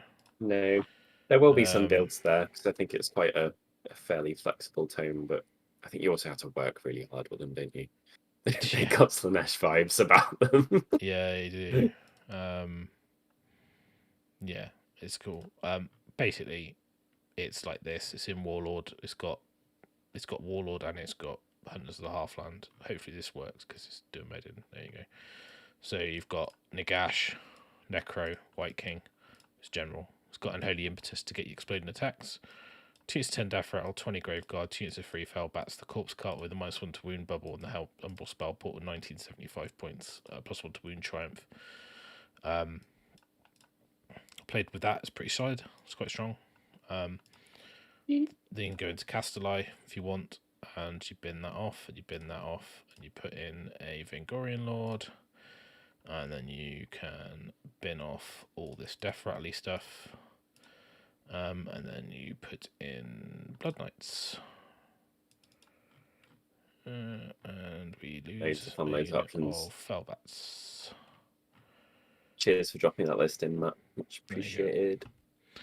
Petrix Elite, Nagash, 2 times Riders, 20 Mortex, Soul Mason, and Liege. Packed. I do think the Liege Kavalos coming down to 185 is a bargain. I did write a list with 4 of them in it. So let's just run lots of characters that are really good, and not worry about anything else. Unlocks a lot of the core battalions, doesn't it? Yeah, it does. Yeah. So you could. They got good items as well. You could ditch that for the Corpse Cart. I do like that combo 1985. So that's, Vengorian Lord, Nagash, 3 units of 5 Blood Knights, Corpse Cart, Spell Portal. You can put on the Vengo if you Castelli the Gravesand Vial. So if you get Alpha Strikes, you can pop it in their hero phase to give you the 5-up Deathless. Doesn't really do much to Nagash, but it helps your army. You could also just give him the -1 to wound. I think it's -1 to wound or it's -1 to hit. I think it's wound. Then you don't need to have the Corpse Cart. That could be swapped out for something else. You could drop 1 unit of Blood Knights to increase your chaff. So you could say, well, actually, I'll ditch Blood Knights and I'll ditch that because I've got the Vengo, and then you can give them the artifact, and then you can get like Fellbats Direwolves or something like that, and then that's 1995. There you go. So 2 units of Fellbats, 10 Direwolves, 2 units of Blood Knights, Vengorian, Nagash, and the Umbral Spell Portal, which I think is pretty much mandatory if you play Nagash. So it's in Castelli. So there's loads of options. I mean, George, he's far from unplayable, dude. Russ would not be playing him, nor would Matt or other people. Yeah, Nagash is not unplayable. As solid players, he's not unplayable. He's so good and free. Make some really crappy scroll work. He's great. The only problem with him is that you have the issue that you can miscast, or if you play against Teclis, you're going to struggle. Or anyone that's got lots of auto stops. But you can just power all your magic through. The reason I like the one with the Graveguard is just to sustain of even 10 death rattle skeletons in Legion of Night is pretty crazy. And what you could do in this list as well, if you really wanted to, you could, I mean, you don't have to, you could just keep it in Castelli, but you could probably put Neferata in. George, I genuinely think he is a solid 4 out of 5 game win option, and in any event to come top, you need a little bit of luck. And with a little bit of a luck, not facing exactly Teclis or similar, he could easily be going there. I think you're underestimating his viability in scenario play specifically. One of the good things about Nagash is all the game. He's really good at scoring battle tactics and ground strategy, because basically you keep him alive, you're going to score that. He's also a monstrous hero, so you can get him into their territory with another monster. That's why the Vengorian Lord is quite good. You could literally like get him in there with the Vengo and be like, we've got 2 monsters in your territory, that's just scored me a bonus. You can do stuff like contested objective that you're capturing, and that scores you a bonus point as well because he's a monster. So yeah, definitely good. As everyone talk to their opinion, it's fine. So it's so like 2 units of Blood Knights, a unit of Direwolves, they could be something else. You could just put zombies in if you wanted to. Just trying to see if I put Zeds in, if I got so I was always looking for zombies and the Deadwalker zombies. And then you could probably run the corpse cart with the brazier, maybe. Nagash, Neferata, 2 units of Blood Knights, 20 Deadwalker zombies, corpse cart, and the spell portal is 1990. Oh, that's cool. That's very cool. Yeah. Oh god, I might imagine if Sons of Behemoth played you or something. Like devastating. You got to finger with one and stab with the other, so it's yeah. I mean, like it's a bit. I don't know if it's as good as the Vengorian Lord list, but I mean, like this. I mean, this is why I like. This is why I like Soulblight. Like you could just search so many lists, change one thing, put another thing in, then say like, okay, well, actually, why don't I want a little hero for a caddy? So actually, I want a small hero. You could even swap Neferata out for like Radakar the Beast, put 10 direwolves on if you want. There's loads of stuff you can do. I mean, it's like, you've got the -1 to hit, you've got the -1 to wounds, you've got Nagash, you've got ignore Ren, so you don't care about the Mystic Shield not stacking. Yeah, it's solid. Yeah. So super good. He's absolutely mega. Yeah. So yeah, I can write Nagash this for days, but it's I'm sure we will find some more tweaks or content on the Nagash lists yeah, I still need to build mine. I still like to get him out of the box and finish building him. Such a good model. Yeah. Yeah. But yeah, I mean, I think like you could write that. I mean, obviously there's the Zinch Archaon army, which is, fairly standard, but it's you can just Google that one. It's floating about, isn't it? Yeah, I mean, it's strong. Popular and strong. I think Teclis, you once you put him in and you put some Venari, put some Sentinels in, put a Law Seeker in, a unit of Blade Masters, you're basically at 2,000 points. Like 1900 and something. Yeah, and like you could put Severith if you want, so you can mess around. So you could, I mean, let's just chuck it in just to see what it looks like. What did we say was the best one for him? Was it Sire? Can't cast Mystical Shield multiple times with him now. Currently, that is only remaining on Archaon Scroll because he didn't get FAQ'd backwards. Yeah. Have you done an endless spells tier list? We haven't, but we will definitely talk about them more at a future date because, I mean, Liveswarm is going to be everywhere. That's the I think Liveswarm and Portals seem to be the 2 most commonly occurring ones. Now the non-faction stuff. The faction ones there's so many. Yeah, I mean, I don't know what it is. Like, I mean, like I don't think a lot of the endless spells are very good actually. I think they look really good, and then you start thinking about them and they're just not very good. The faction ones are different. So I think some of the faction ones are just really good. Like, I might find some ways to put in the not the wheels, which is the no-brainer Slanesh one, but I think the other ones are particularly kind of interesting for a couple of reasons. I mean, like, I haven't really done any tweaking on this. It's just this Archmage, a Law Seeker, 2 units of 20 Sentinels, 2 units of 10 Wardens, and you're 1800 points. So like whatever you want to do with that. Add into flavor. Yeah, absolutely. Add in a unit of We what, do like want Blade Lords, maybe, probably. and then an endless spell, or you could just go for another hero. So you could Oh, go for you'll have yeah, you'll have. you could mirrors in split there the or something, sentinels won't up as well if you want to go for 10s, but I just think you can just go for that. I like the Law Seeker being close for Lambent Light. Super small army actually. Like you might struggle with bodies. I don't know whether Dawn Riders would be a good spot. Yeah, I quite like them for that. Sense how aggro you can control them. But then you're on the sort table. of like, you know, yeah, it's something like that. Should we round it out with a Slanesh one? Should we put the greedy man in one? Yeah, we can definitely do that. So do we go techie or not techie? Which basically means, does it have Sinessa in or not? I think so. I think she adds so much. Like, well, I'd say, are we going to be invaders or pretenders or godseekers? Should we do something not in invaders? Absolutely. Well, yeah. Let's. I quite like godseekers at the moment, but I do really like charging, and I understand that's probably not quite the type of list that this ends up being. Well, he does run in charge, doesn't he? Yeah. Turn 2 he does. Probably across the board enough anyway at that point. That's true.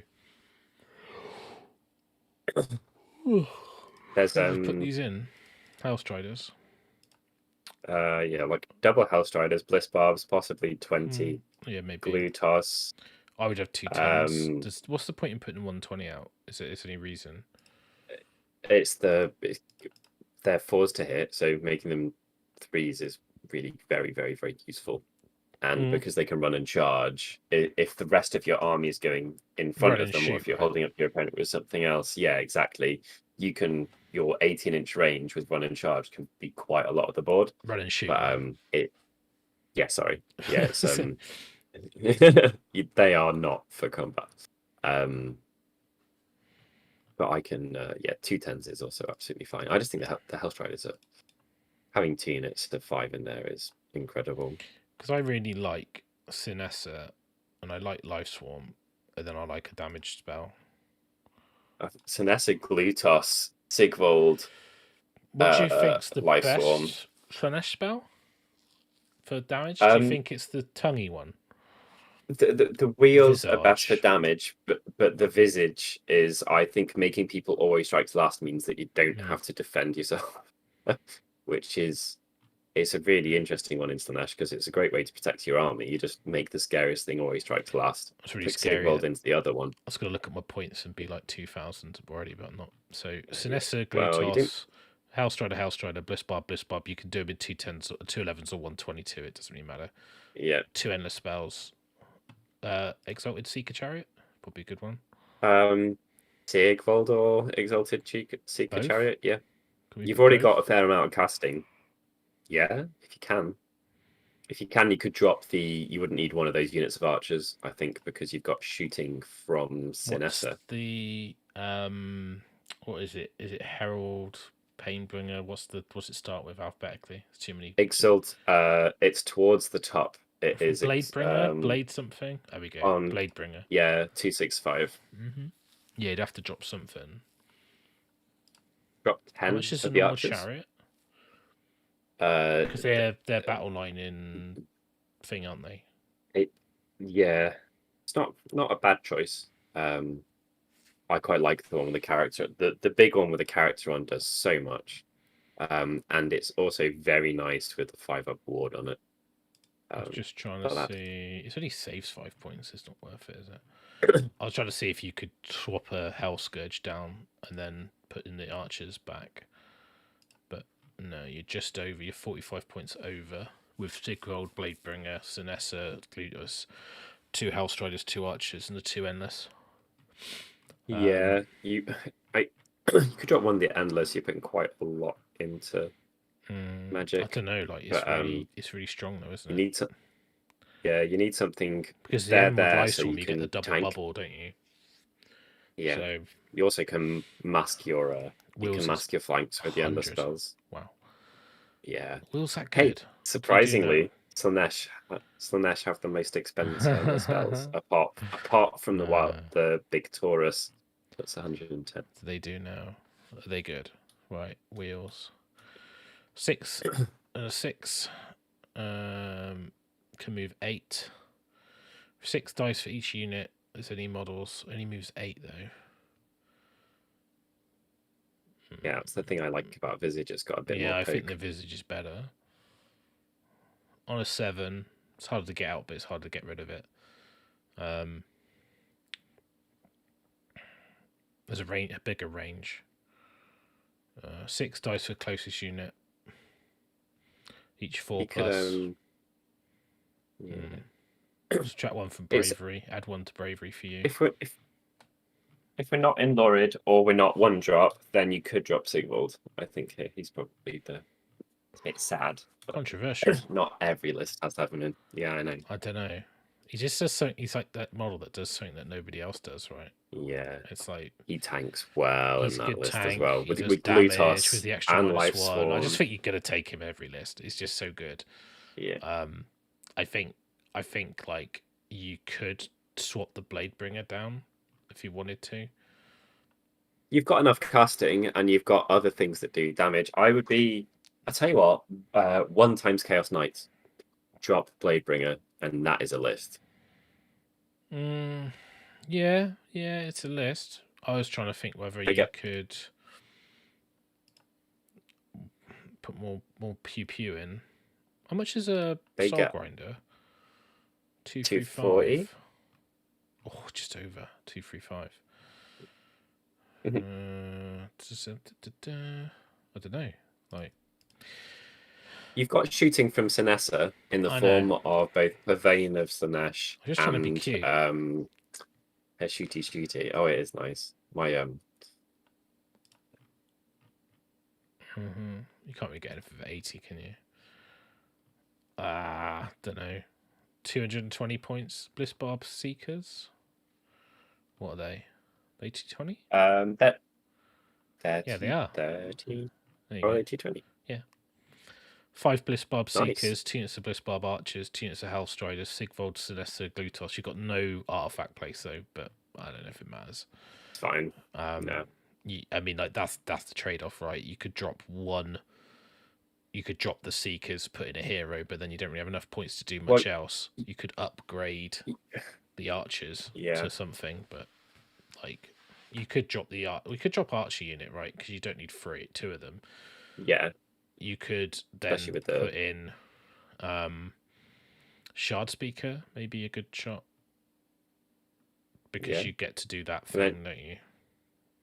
And this has actually got more options than normal for grand strategies as well. So you got quite, So you could put Shard Speaker, you could put in a Rapturous. You could then change. You could even drop the Bliss Barbs down, get a few more points. You could upgrade the Bliss Barbs to Seekers to. They could be Varangard, maybe, if you've got enough points for that. Yeah, probably not. No. Well, you get into a weird spot where instead of taking the Shard Speaker, you take a Sorcerer Lord because he's cheaper, even though he's way better, and 1 unit of something Slaves to Darkness, and they just get to throw off. Shout, actually, you could go. You got something for the grind then. Yeah, so you could basically go Chaos because the Coalition units don't count as battle line, but they are battle line. They're not battle line. Why am I blind? Is it Chaos Sorcerer Lord, isn't it? So many models. So sorry. And then other Bliss Barb Archers, and then what'd you put in, like Varangard? It's a smaller army. Varangard ideally, but if not Chaos Knights, it does fit. It does fit. But you only got 1 unit of Archers, though. Yeah, so it's I think Visage Swarm, Varangard, Hellstriders, Archers, Chaos Sorcerer Lord, Sigvald, Sinessa, Glutos. There'll be a thing where you can't make the Chaos Sorcerer Lord your general because it's Coalition, and you can't give because it's in the FAQ, and then you can't give it a trait, but you can give it an artifact. I don't think it matters. I don't think it matters. No. the artifacts aren't, crazy anyway. That's a super interesting list. Like a really, really interesting list that could do a lot of different things. You spent quite a lot of your points on endless spells, but Glutos is plus to cast. If you came up against someone who was heavy magic, Dispel potentially you might feel a bit butthurt. But I mean, what you could do is go back to the other variant, and rather than have the Exalted, just have the Contorted Epitome for the reroll on a double cast. Yeah, I used it in my game today. I mean, you could swap out Sinessa to that, which is so there's a lot of play around with the points, but yeah, I think she's nice for shooting though. I think the thing is with the endless spell, like Life Swarm maybe could be dropped as well. I think Life Swarm's so good in the army though, because you get that double heal. Because you get a heal when you set it up, and a heal at the end of the movement phase when it moves, so you could heal 2 heroes. It's so good. It's tasty. That, and you could have a phase with Glutos and double Life Swarm heal, and heroic ability where you've got 4d3, 3d3 plus excess damage being healed somewhere. Pretty interesting. +1 to charge on all the units as well, which is a really big deal. I mean, you could play any host with that. You could play Lurid Haze, you could play Pretenders, you could play Godseekers. You can do what you want. It doesn't matter. Absolutely. I don't think it really matters. It's just what artifact you want, really, I guess. Fits in 1-drop as well, if you wanted to. Does it? Yeah. Because 9 wounds, isn't it? Yeah. Yeah, it does. Cheeky. And you get the double hit with the Varangard with Demonic Power if you get that off, right? Yeah. It's a shame you can't use the Chaos Sorcerer Lord to buff Glutos. Again, it's quite a lot of magic though, isn't it? You got Glutos and Sinessa and a Chaos Sorcerer. So. Yeah, four casts, 2 of them at +1. And Sinessa's can be from way back. So if your opponent has a high move, something that is good, you can set her up out of dispel range, and you just Purveyne of Slaanesh, which I believe is a 5 or some. I think it's a 4. Yeah, it's so ridiculous. Some hilariously low amount. And it's so low because it's like range 6, but she can do it anywhere on the table. And then you roll a dice for what is it, up to, I think it's a dice for every inch of move they have. I know the one you mean. Yeah. It's every movement characteristic, and I think it's on a 5 up they take a mortal, right, or something like that. Yeah. For their move characteristic. So get those movement that you would never take heroes or something. Get that Sever, start poking him. It's a little bit more. Casting value of 7. Pick 1 enemy hero within 6 of the caster. Obviously, you can reach anywhere on the table, and roll a dice equal to that hero's move characteristic for each 5+ 1 mortal wound. Which that is a lot of damage on quite a lot of models that you would be scared about otherwise. Movement characteristic, isn't it? So it's solid. It's potential to spike as well if you get jammy. Yeah, but it's good to depravity generator. It's just good depravity generator. Exactly. Without range being an issue, and often people might have it at the back of the board, even just on someone's sorcerer. Could then be shooting them with bliss barbs or something. Yeah, it's okay. I think I really like Glutos, Sinessa, and Sigvald. I just probably the trifecta of those 3. I think are just really solid. Yeah. It's over 1,000 points, but I think they do so much. Sinessa, absolutely, is droppable. But I think the model's very nice. Yeah, and I like the mortal wound stick. Oh yeah, it's very underestimatable by people, I think. Also, the command ability, getting your command abilities is always going to be nice. You're lacking a combat demon hero for the Locust to stop people from piling in, which is one of my favorite things to try and use in the list, but you often can't get it in anyway. Yeah, I mean, you could play around with stuff like change the Sorcerer Lord to the Mask, change the Varangard to something else. There's loads of little play around you could do, but yeah, I think Sinessa, you can tag her on if you want. She's not that squishy. If she's no protected. On corners, that's right. Especially next to Glutos. Yeah, exactly. And she's still okay in combat. She's -1 to hit. Well, she's -1 to be hit in combat. So next to Glutos, she's -1 to hit, -1 to wound without you doing anything. I think Glutos is -1 to hit as well, though.